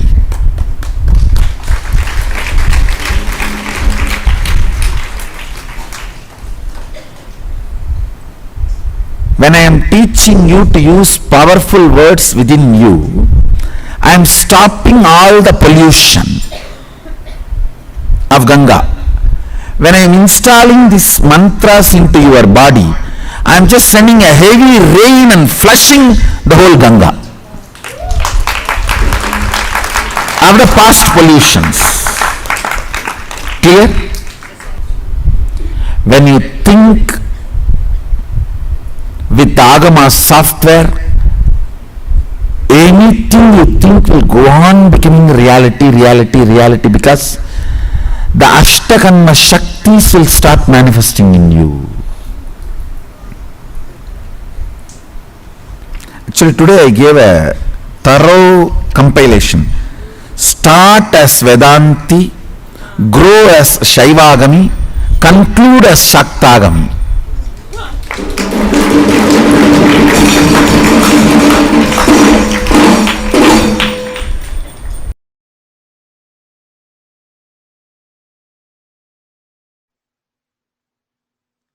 I'll now intensely initiate all of you and infuse Paramashiva Shakti, the Devi energy,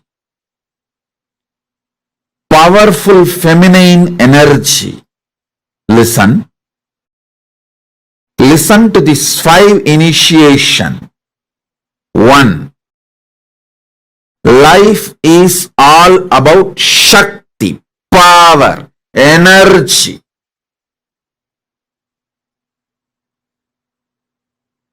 Poor, mediocre, cheap, ignorant human beings think life is all about good and bad, right and wrong. But only elite, royal, enlightened, great beings know Life is all about Shakti, power, energy, not about good, bad, right, wrong. I am not saying you should be bad, but I am making it very clear. Cosmos functions based on energy, Shakti. So if you want anything, it can be only from Shakti, power, energy. If you know how to receive and infuse that energy into your sankalpas, your vision, your desire, your want, your need, you will simply manifest it. Mediocre minds, mediocre people, ignorant people think life is all about good and bad, right and wrong. The whole equation, right and wrong, good and bad, the whole idea, good and bad, right and wrong, and all the conclusions you come to based on good and bad, right and wrong, the whole thing is false, shit. Use any word you want after this.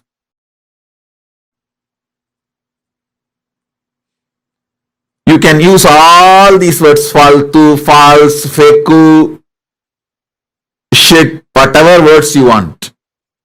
Be very clear. Life is all about Shakti or no Shakti, not good or bad. Neither you get something because you are good, nor you lose something you are bad. What you want, you achieve when you manifest Shakti. You lose when you don't manifest Shakti. Understand, I am giving you the royal principle of cosmos, royal principle of life.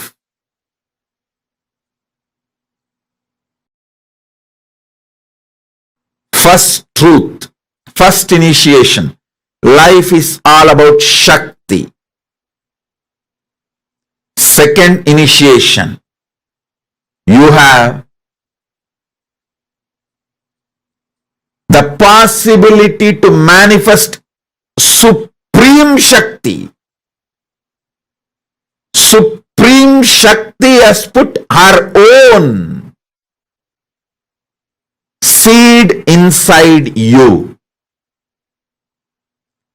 You can simply mirror that Supreme Shakti and manifest it. This is the second initiation. Third,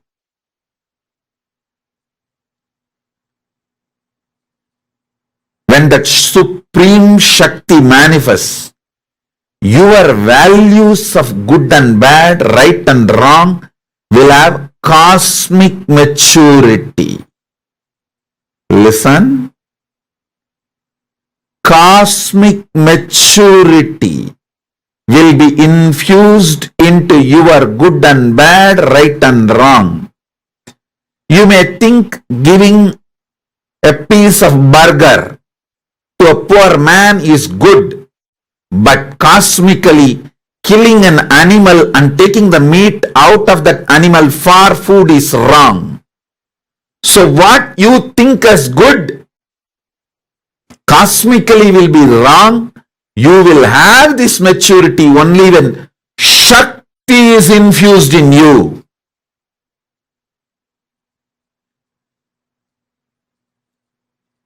An animal whose system cannot digest vegan food, if he or she takes, like a lion, eats the flesh of the another animal, it is not sin. But the body which can digest vegan food, if you have that body, and still you are killing some other animal for the flesh for you to eat, it's wrong. You may think giving a burger is a great good deed. No. Cosmically it is wrong. Your good and bad will have maturity only when Shakti is infused in your system. So understand, life is all about Shakti, energy, power, not about good, bad, right, wrong, as you understand. So when you infuse energy in you, you will have the matured, cosmically matured, good, bad, right, wrong, clarity, knowledge, buddhi, intelligence. Fourth initiation. This cosmic power, Shakti, is a mother from which you are flowering. So she is easily available the moment you ask her to manifest in you. So call her, tell her, these are all the things I want. Please start manifesting you in me. That's all. This is the fourth initiation. Fifth, with the grace of Paramashiva and Paramashiva Shakti, now Paramashiva Shakti will be manifesting. Type whatever prayer you want to ask from Paramashiva Shakti. Whatever you want to talk to her, you can type as a direct message. Now Paramashiva Shakti, with the grace of Paramashiva and Paramashiva Shakti,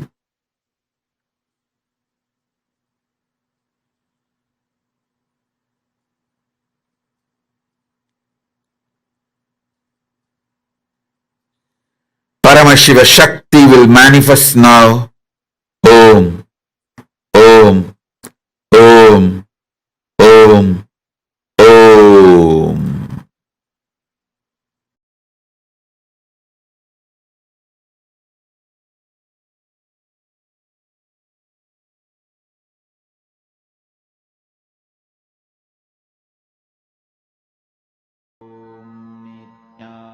Nithyananda Paramashivoham. Om Nithyananda Paramashivoham. Om Nithyananda Paramashivoham. Om Nithyananda Paramashivoham.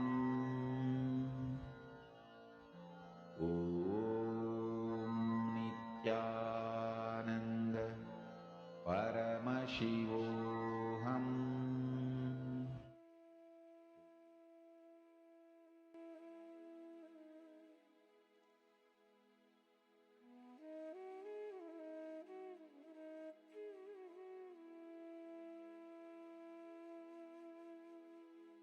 One of the most powerful sacred secrets that Swamiji revealed about the 56 Akshara Matrikas.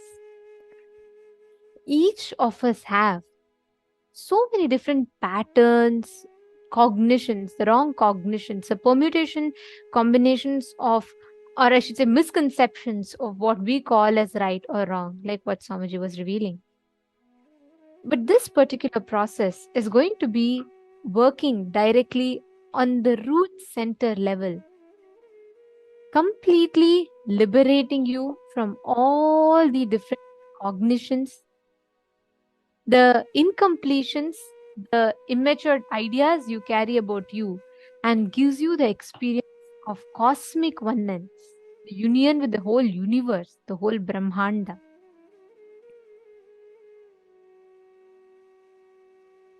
Now, Let us all prepare for the initiation today. Today, during the very special darshan, we are all going to be receiving the initiation into experiencing the space of oneness, Paramadvaita. The 52 syllables of Sanskrit, the whole Sanskrit language, the essence of what the whole Sanskrit language is, can be conveyed through this one syllable, the Omkara, the Om sound. And the whole Omkara can be reduced to the center sound. Like there is A, there is U, and there is Ma. That's what you say, Om. And it can be reduced to the center sound of U, the center vibration. By you centering yourself in the vibration, you will go beyond any verbalization inside you. What a powerful science. Swamiji is giving us one of the most important secrets for us to understand. If you understand these syllables, like Swamiji said, right? The Brahma Akshara, the 3 dots, just by the power of that one syllable, it puts us into instant samadhi. The Brahma Akshara, it has the ability to instantly put you into that space of samadhi, where you are one with Paramashiva, you are resting in that space of cosmic oneness.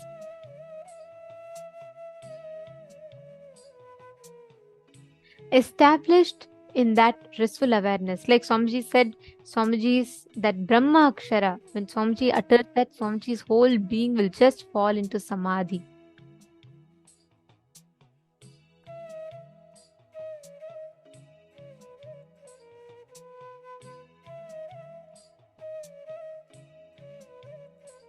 And the ultimate representation of this is Ardhanareeshwara, the form where all the ideas of what we carry about gender, the wrong verbalizations, visualizations that we carry inside of us, is completely, literally rewired just through one initiation.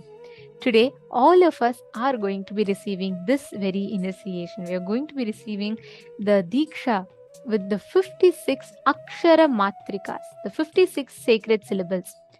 Are you all ready for it? Very, very soon, we are all going to be entering into the darshan.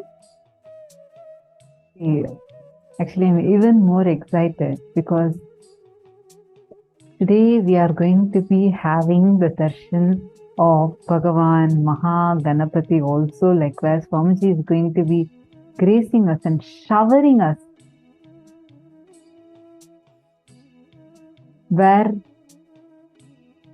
all of us are going to be experiencing complete completion on this auspicious occasion of Ganesha Chaturthi, because this Tithi has already begun in India. So that is why we are going to be celebrating Ganesha Chaturthi as per that timing. And Swamiji himself will be gracing all of us on this auspicious day. Any desire that you have, we are having actually so many participants who are offering the Pratyaksha Pada Puja, Tulabharam, and various other sevas.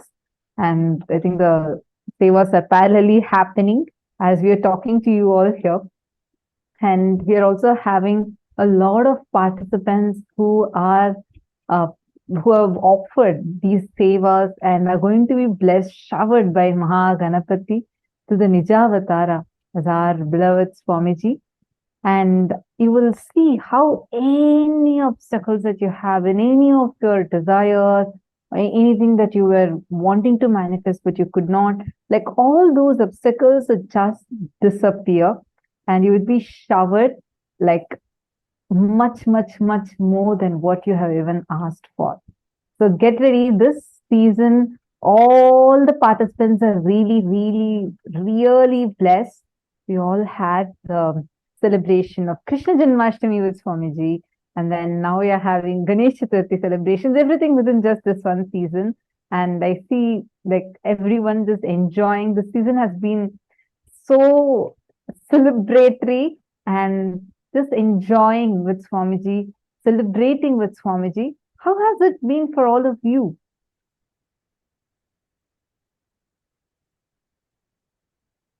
Nagalakshmi Kataru. I see your message. Sorry, I just said your message, Ma.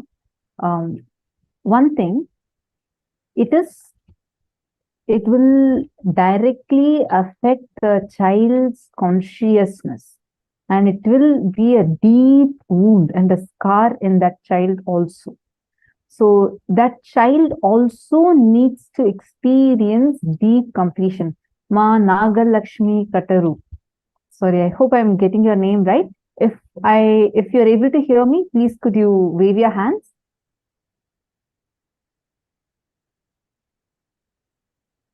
Okay, wonderful. Thank you, Ma. See, thank you for bringing up that question, because it's a very important question. That child, even though that child was subjected to this forcefully, the child also needs to do a deep completion, and healing needs to be done to the child. We have had many people who have suffered through these kind of situations, whom Swamiji has healed and brought in deep completion in them. So the best solution for this is first the child. I'm talking about this particular scenario that you have posted here. The child needs to be taught the science of completion. Don't worry, whoever it might have been, you please don't worry about it. Just during the darshan, bring the kid, even if that person has grown up, you can bring that person to sit, learn this process. Today, what we did, especially the completion that we have done, it's such an important completion, that the completion process that we have done today is too important completion process, because nowhere else you're going to be able to come out of those suffocations, the feeling violated, all those feelings you would not be able to come out of.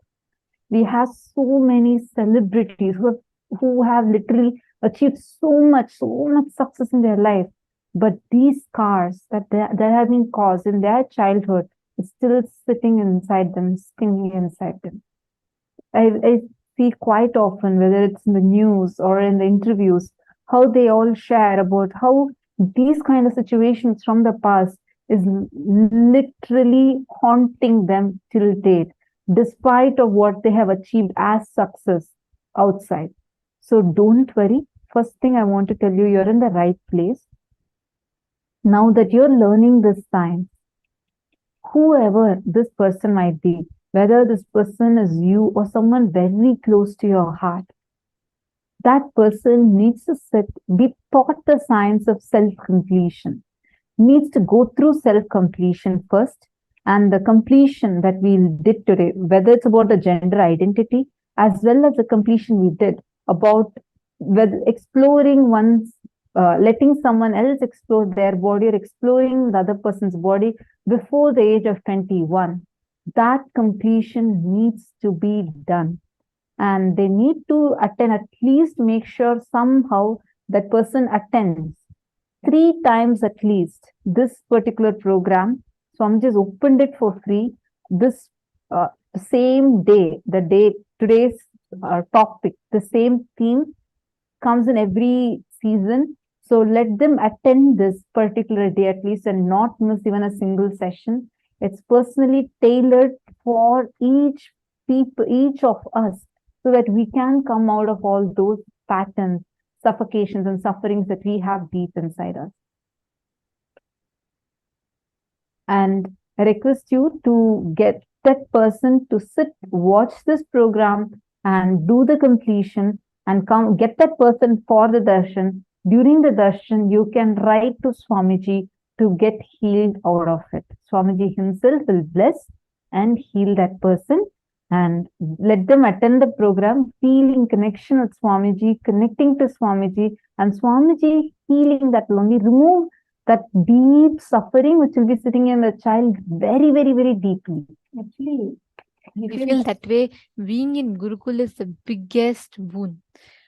Because, not just physical relationships. Today we all learnt about gender misidentification, the wrong ideas of physical relationships that we have built. And all of these, how it impacts us. Most importantly, even if they've not been into physical relationships nowadays, because of social media, unfortunately, the ideas that people buy at a very young age, the child's inner space already gets corrupted, even if they don't want to. Even the bare minimum, minimal exposure makes them prone to catch some of the most negative cognitions or immature understandings. Because even before they can understand themselves, they set out trying to understand or get someone from outside to understand them and fulfill them.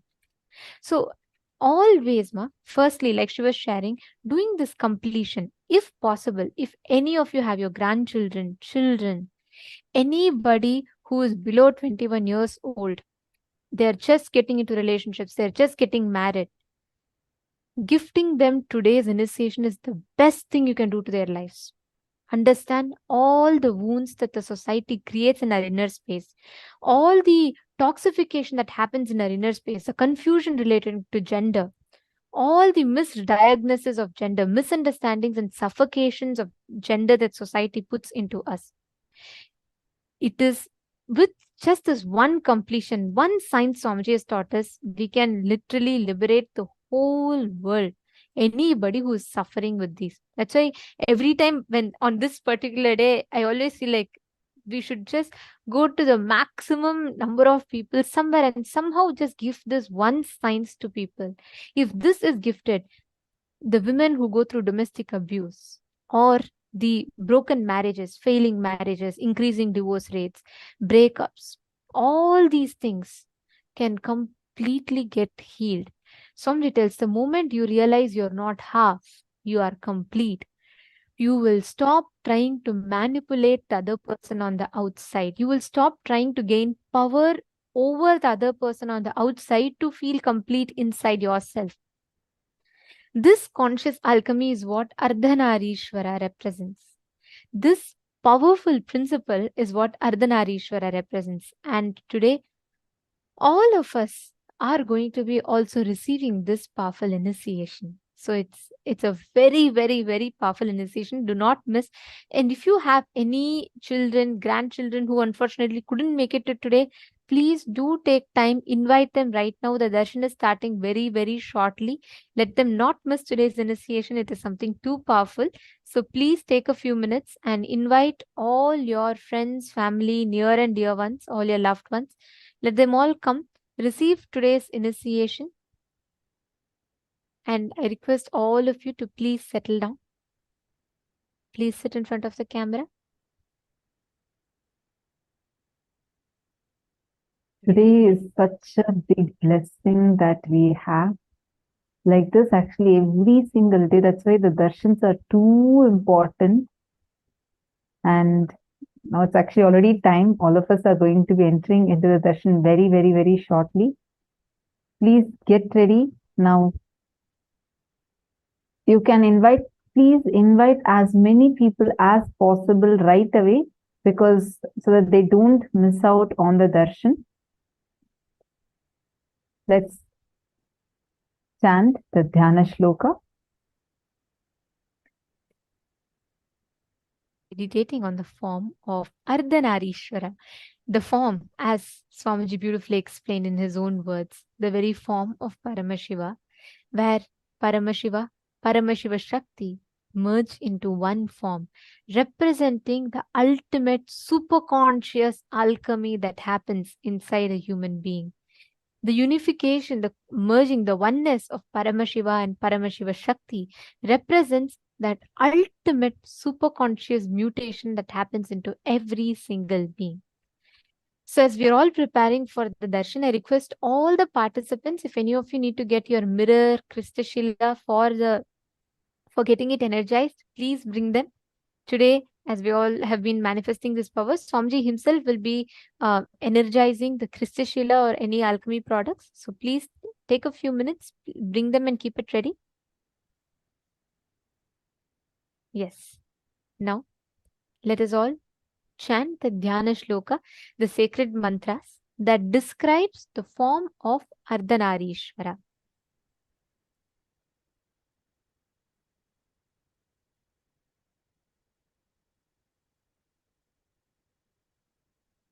चतुर्भुजं त्रिनेत्रं च शिवांश दक्षपास्वके वामार्धं वामभागे तु सीमन्ततिलकालकम् नेत्रार्धं ललाटे तु संयुक्तं दक्षिणांशके दक्षिणे कुण्डलं कर्णे दधं वामे तु पत्रकम् कट्यां वा कलितं वामे अभयटङ्कां च दक्षिणे वरदोत्पलके वामे केयूरकटकान्वितम् उमांशेतु स्तनं कुर्यात् स्वाहाकारयुतं तो वा श्रोणार्धं दक्षिणे शम्भोर्व्याघ्रचर्माङ्कृताम्बरम् उमार्धं कटिसूत्रं तु चित्रवत्सपरिच्छदम् नूपुरालङ्कृतं वामे सव्यपादं तु कुञ्चितम् सव्यं प्रवालवर्णः स्यात् सुकृष्णं वामभागकम् अर्धनारीश्वरं प्रोक्तं रूपं शुभं प्रदम् देवी भागश्यामवर्णा ईश्वरो रक्तवर्णकः. This chant very beautifully describes the auspicious form of Ardhanareeshwara.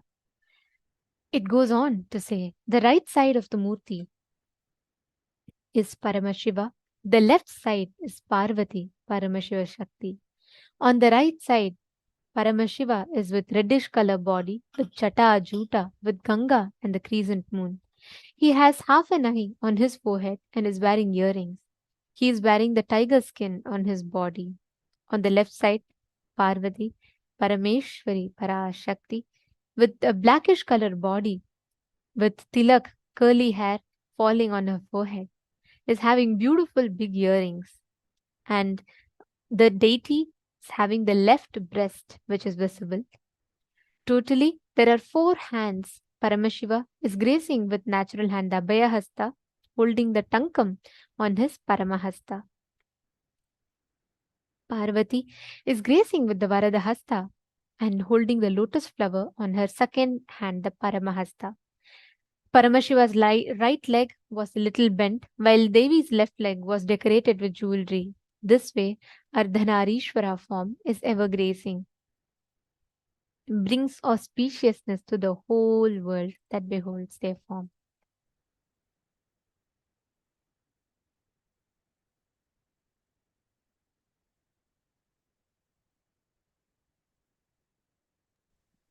This is auspicious session that all of us are going to be experiencing today. And all of us, whatever completion that you wrote today, I saw so many of you intensely sitting and very sincerely doing the completion process, whether it's about the gender completion or the completion with your own self in much, much deeper levels, where you sat, wrote about you, like in multiple levels. Today we did completion processes. I saw many of you sincerely sitting and writing. Now is a time where you can experience completion from all that incompletions. See, like what Swamiji said, right? When inside of you, you experience a deep completion about you, how you feel about you, and the integrity to that exudes as grace through you. Like the description Swamiji gave, when Devi Sita walked into the court where the king is sitting, her own father is a king sitting, and kings from all kingdoms that are much, much, much greater in its stature than Mithila. All of them have come. But the grace she had, they all have come for her Swayamvara. When she walked in, the grace she exuded, all of them just forgot their identities and stood up. Understand that level you have the possibility to radiate the grace. All of you can radiate the grace and experience that completion, deep completion about you inside of you. You don't need to look for your other half for fulfillment. You don't need to look for someone else to complete you, to fulfill you, because you're not half. You're full, you're complete. And that completion is what Swamiji is going to be giving to us today.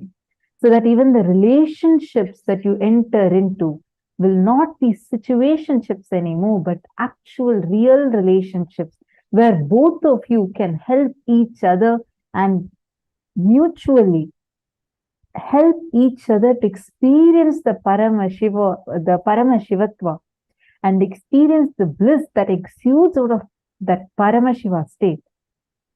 And also, most importantly, through today's initiation, Swamiji is going to be healing all the blind spots, means the wrong conceptions that we have built about our gender, our body, our identity, which is impacting us in the way we function, the way we cognize, the way we live and express.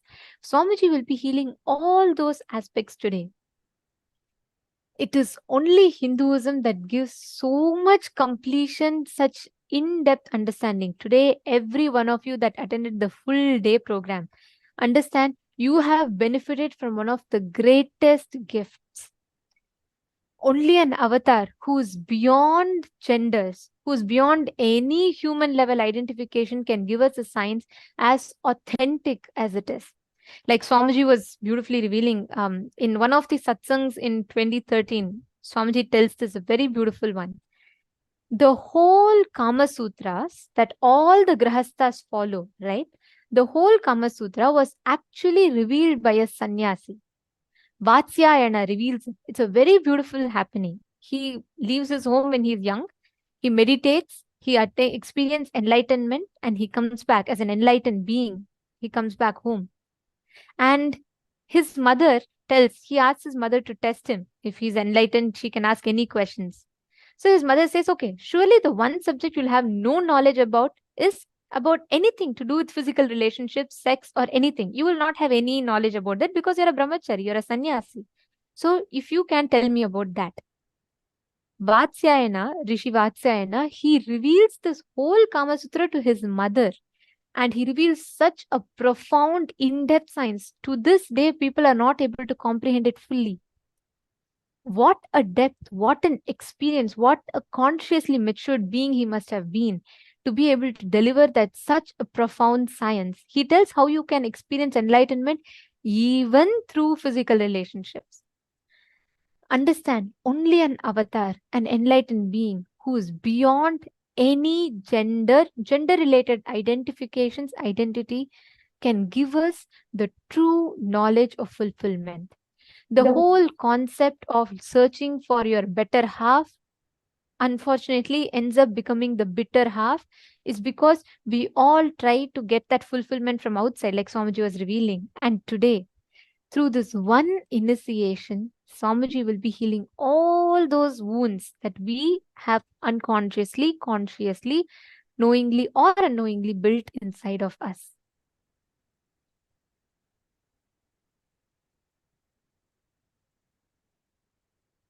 And understand one more very important thing. During the darshan, see, today being the auspicious day of Ganesh Chaturthi, and all of us are going to be receiving Maha Ganapati's blessing. Any obstacles that you have would also be completely removed. So today is like you're going to be receiving too many gifts. So please make sure that you are sitting here full time during the entire darshan be visible, clearly visible in the camera. You can post how many ever boons you want as prayer requests in the chat, and you can post like, but do not repeat the same message multiple times. Every boon you post, like any number of messages you can send, there's no restrictions, but do not post the same message more than once, because unfortunately that spams the chat as well as disrupts the experience of other participants, and even you end up missing the blessings Swamiji has given to you. So please make sure that you do not spam the chat. I request even the Chinese translators, all translators, to please translate this to all the participants and explain to them clearly that they can send their prayers only once. They can send how many ever messages they want, but do not repeat the same message again. See, one very important thing. Actually, in 2012 or 13, this is when I heard from Swamiji. Probably Swamiji told even much earlier than that also. Swamiji had told that in the next 5-6 years, one of the biggest problems humanity is going to face will be the gender confusion. Actually, at that time, 2012-13 time, we couldn't cognize it. Like, Swamiji is telling so it is true, but we couldn't cognize the enormity with which it's going to be happening. Swamiji said the gender exchange operations are good. We also watched that clip today, right? Like where Swamiji was explaining, the gender exchange operations would become very normal, like, and people will start having the freedom to choose with whatever gender they want, and they will not be bound by the gender that they are born in. And that would be the biggest thing that will be happening, as well as that will also lead to a lot of gender identity related problems. That's exactly what's happening now. Swamiji said in a few years it will be happening. We are in 2023 and we are seeing how it's like in one of the worst levels it's happening.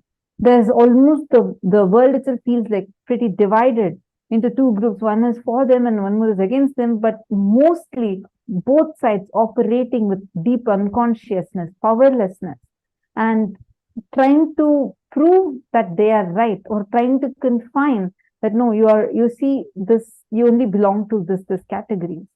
But what Swamiji has revealed today is something extremely profound, where you do not decide who you are based on the cognitions that you buy from outside and the powerlessness that is there inside of you, but by the powerfulness, the completion space, by identifying who you are in each level. This is not about how you feel, whether you feel attracted to your own gender or opposite gender. That is not what defines what gender you are, but how you feel inside you, physically, physiologically, psychologically, and with your conscious will. We did the completion process today. I mean, all the participants who are attending the whole day program, definitely each of you had also, many of you had shared how it's clicking with you, right? That completion, that science is too important for it to reach the world. Many issues that we are having, where we say, whether it's about the empowerment, women empowerment, it's not about the cerebral opportunities alone. It is about how you consciously feel inside of you. How you are you manifesting Parashakti through you? How are you expressing your ultimate potential through you? Swamiji has revived this women empowerment, given the real empowerment to women in an amazing way. Whether it is creating the opportunities for women to flourish, to empower more, to be empowered more, or in Kailasa, 80% of leadership roles are with women. Kailasa, I should say, Kailasa is the only nation in the whole world where the women are empowered the most. And there is no competition as to like you're not with a struggle of trying to fit yourself in men's shoes. That's not how it works. It's about manifesting Parashakti through you, the ultimate consciousness, the ultimate possibility that you have, manifesting that through you. So this science needs to reach the world. Today, how many of you felt like what Swamiji was revealing, right? Like whether it's the concepts about Tantra, concepts about gender, concepts about the sexual identity that we carry, all these things, how many of you felt so healed and empowered? How many of you felt like this is something like mind-blowing for you and really changed your cognitions about life and yourself? I request all of you to please take a few moments and post it in the chat.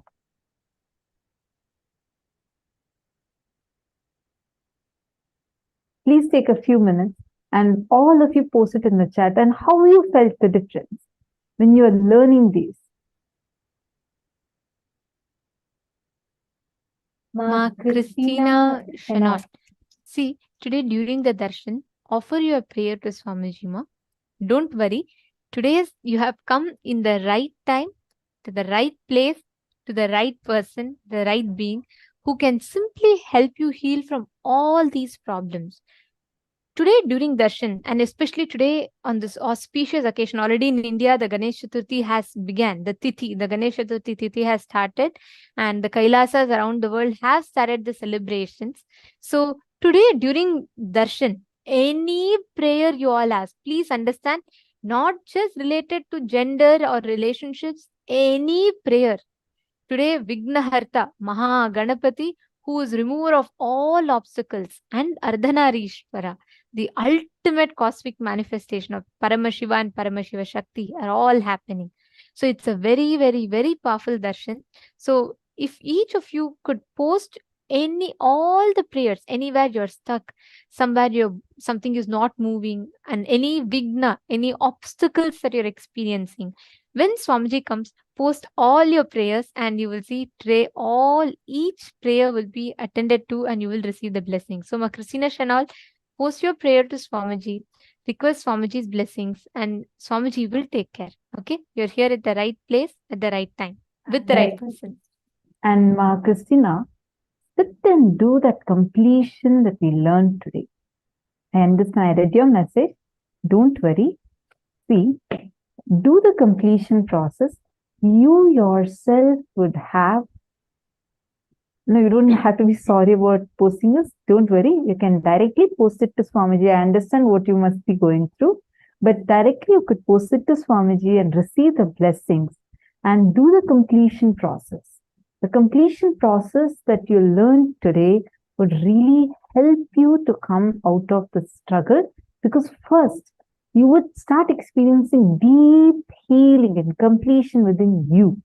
From that completion space, when you make your decision, you will have the clarity and power on what you need to do, how you need to respond, and you will have the powerfulness to change the situations around you.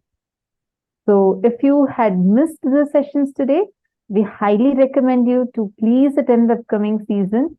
See, we're seeing we've been actually getting too many requests from morning about how powerful this process has been, and so many people actually mentioned that many of their deep questions inside them got answered. All those who could not attend today's day, please make sure you are attending the upcoming season, and it's going to be starting on the 4th of October. So please make sure you are attending that and do not miss out this particular day that's going to be coming even in the next season, because that would help you. You would get some of the answers to the questions that no one else can answer to you otherwise. Because these questions, no one else other than the avatar can give us the clarity about it. And these things, these powerful cognitions, today what we had experienced, would transform the way the society is currently. Actually, whenever we see the news or how, whether it's on social media or on the news, we see people, for many people, the topic of genders has even become a political agenda. And for many, it is more of a taboo. And for many, that feels more like a suffocation and restrictions and feeling very pressurized, where they're not able to be themselves. But all of these are rooted deeply in unconsciousness. We are having so many problems when we say the society is, the women are not having equal rights, the gender equality is missing, or when we say that people are not able to be expressing their own gender, and that's ending up more like trying to be a woman or trying to be a man and trying to be something else, but without actually identifying who they are inside in each level. This is leading to a lot of problems. And this is leading to today, statistically, just in the US, more than 27% of the teenagers are going through gender confusion problems. And this is all-time high. And for this, if already it is going in this extent with the social media and furthering the society, which is deeply unconscious, trying to drive this topic, making it more of political agenda, it is going to lead to a lot more complications. It is very, very important that this science that Swamiji has revealed to us today and the process that Swamiji has given to us, whether it was a completion process we did or the 56 the 56 Akshara Matrika initiation we are going to be receiving, all of these need to reach the world. How many of you feel that, yes, this really, really needs to reach the world? This will really help solve so many issues. Please, can each of you post? Whoever resonates with this, please could you post in the chat?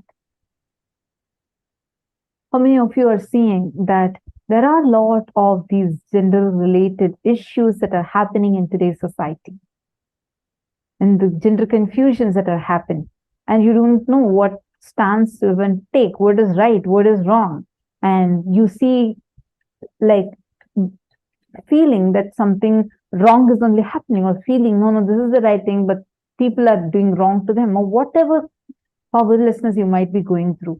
How many of you see that there are gender-related issues that are happening currently in the society or in the world around you?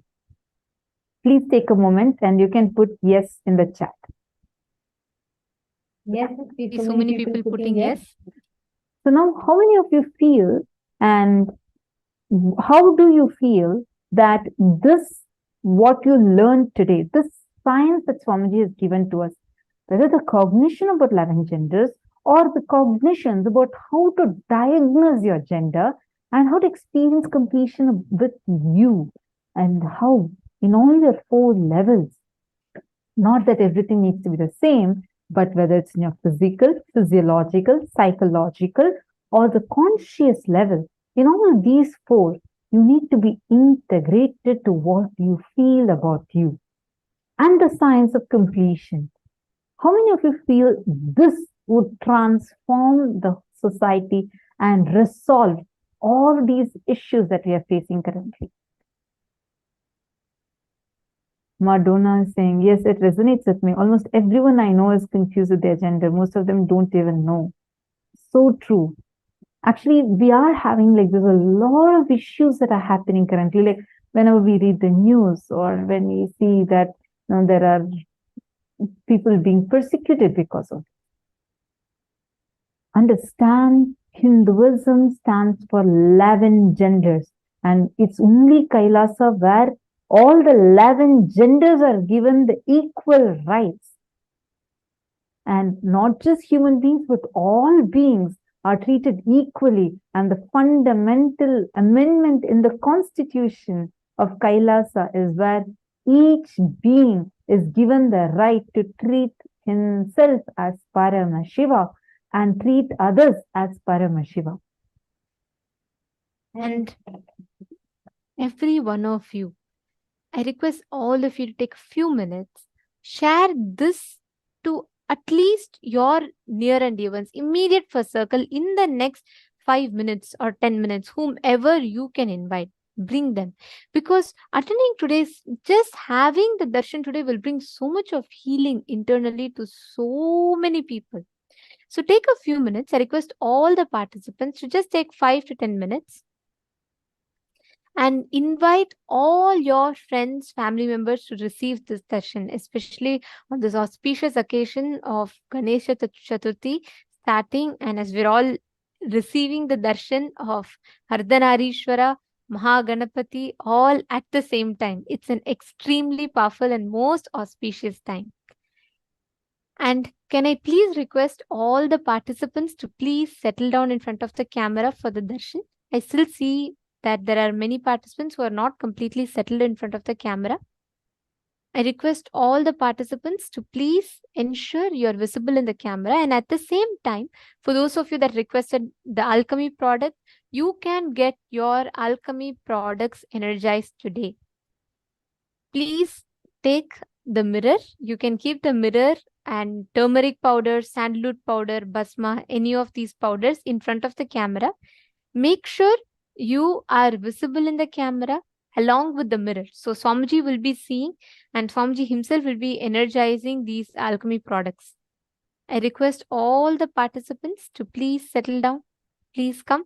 Be seated in front of the camera. Ma Yili, Ma Anna. I see many of you are not still settled in front of the camera. Ma Nataraja Priya.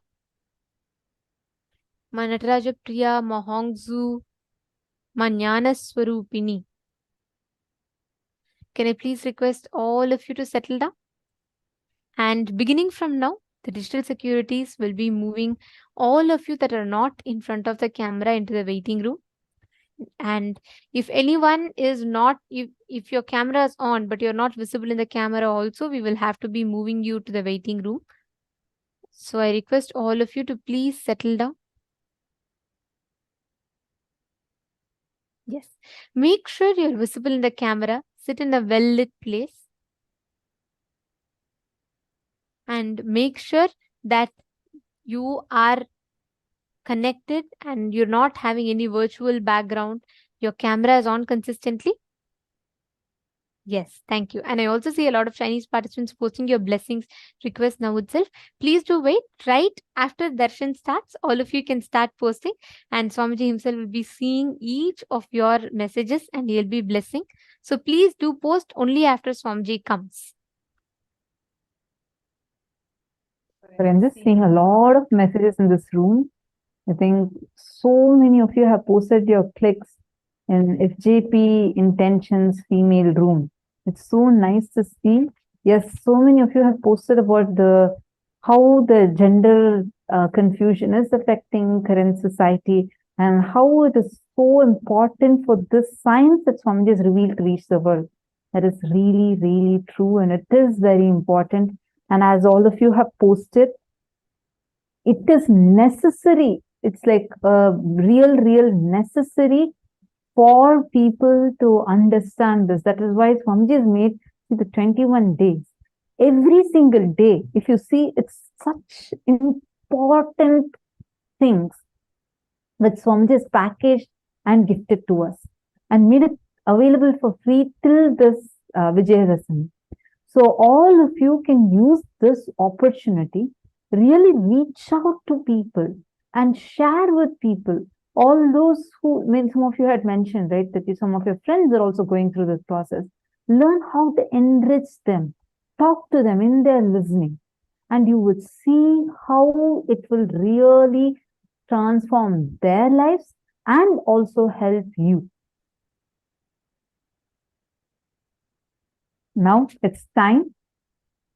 Let's all enter into the most awaited part of our day, which is experiencing the darshan.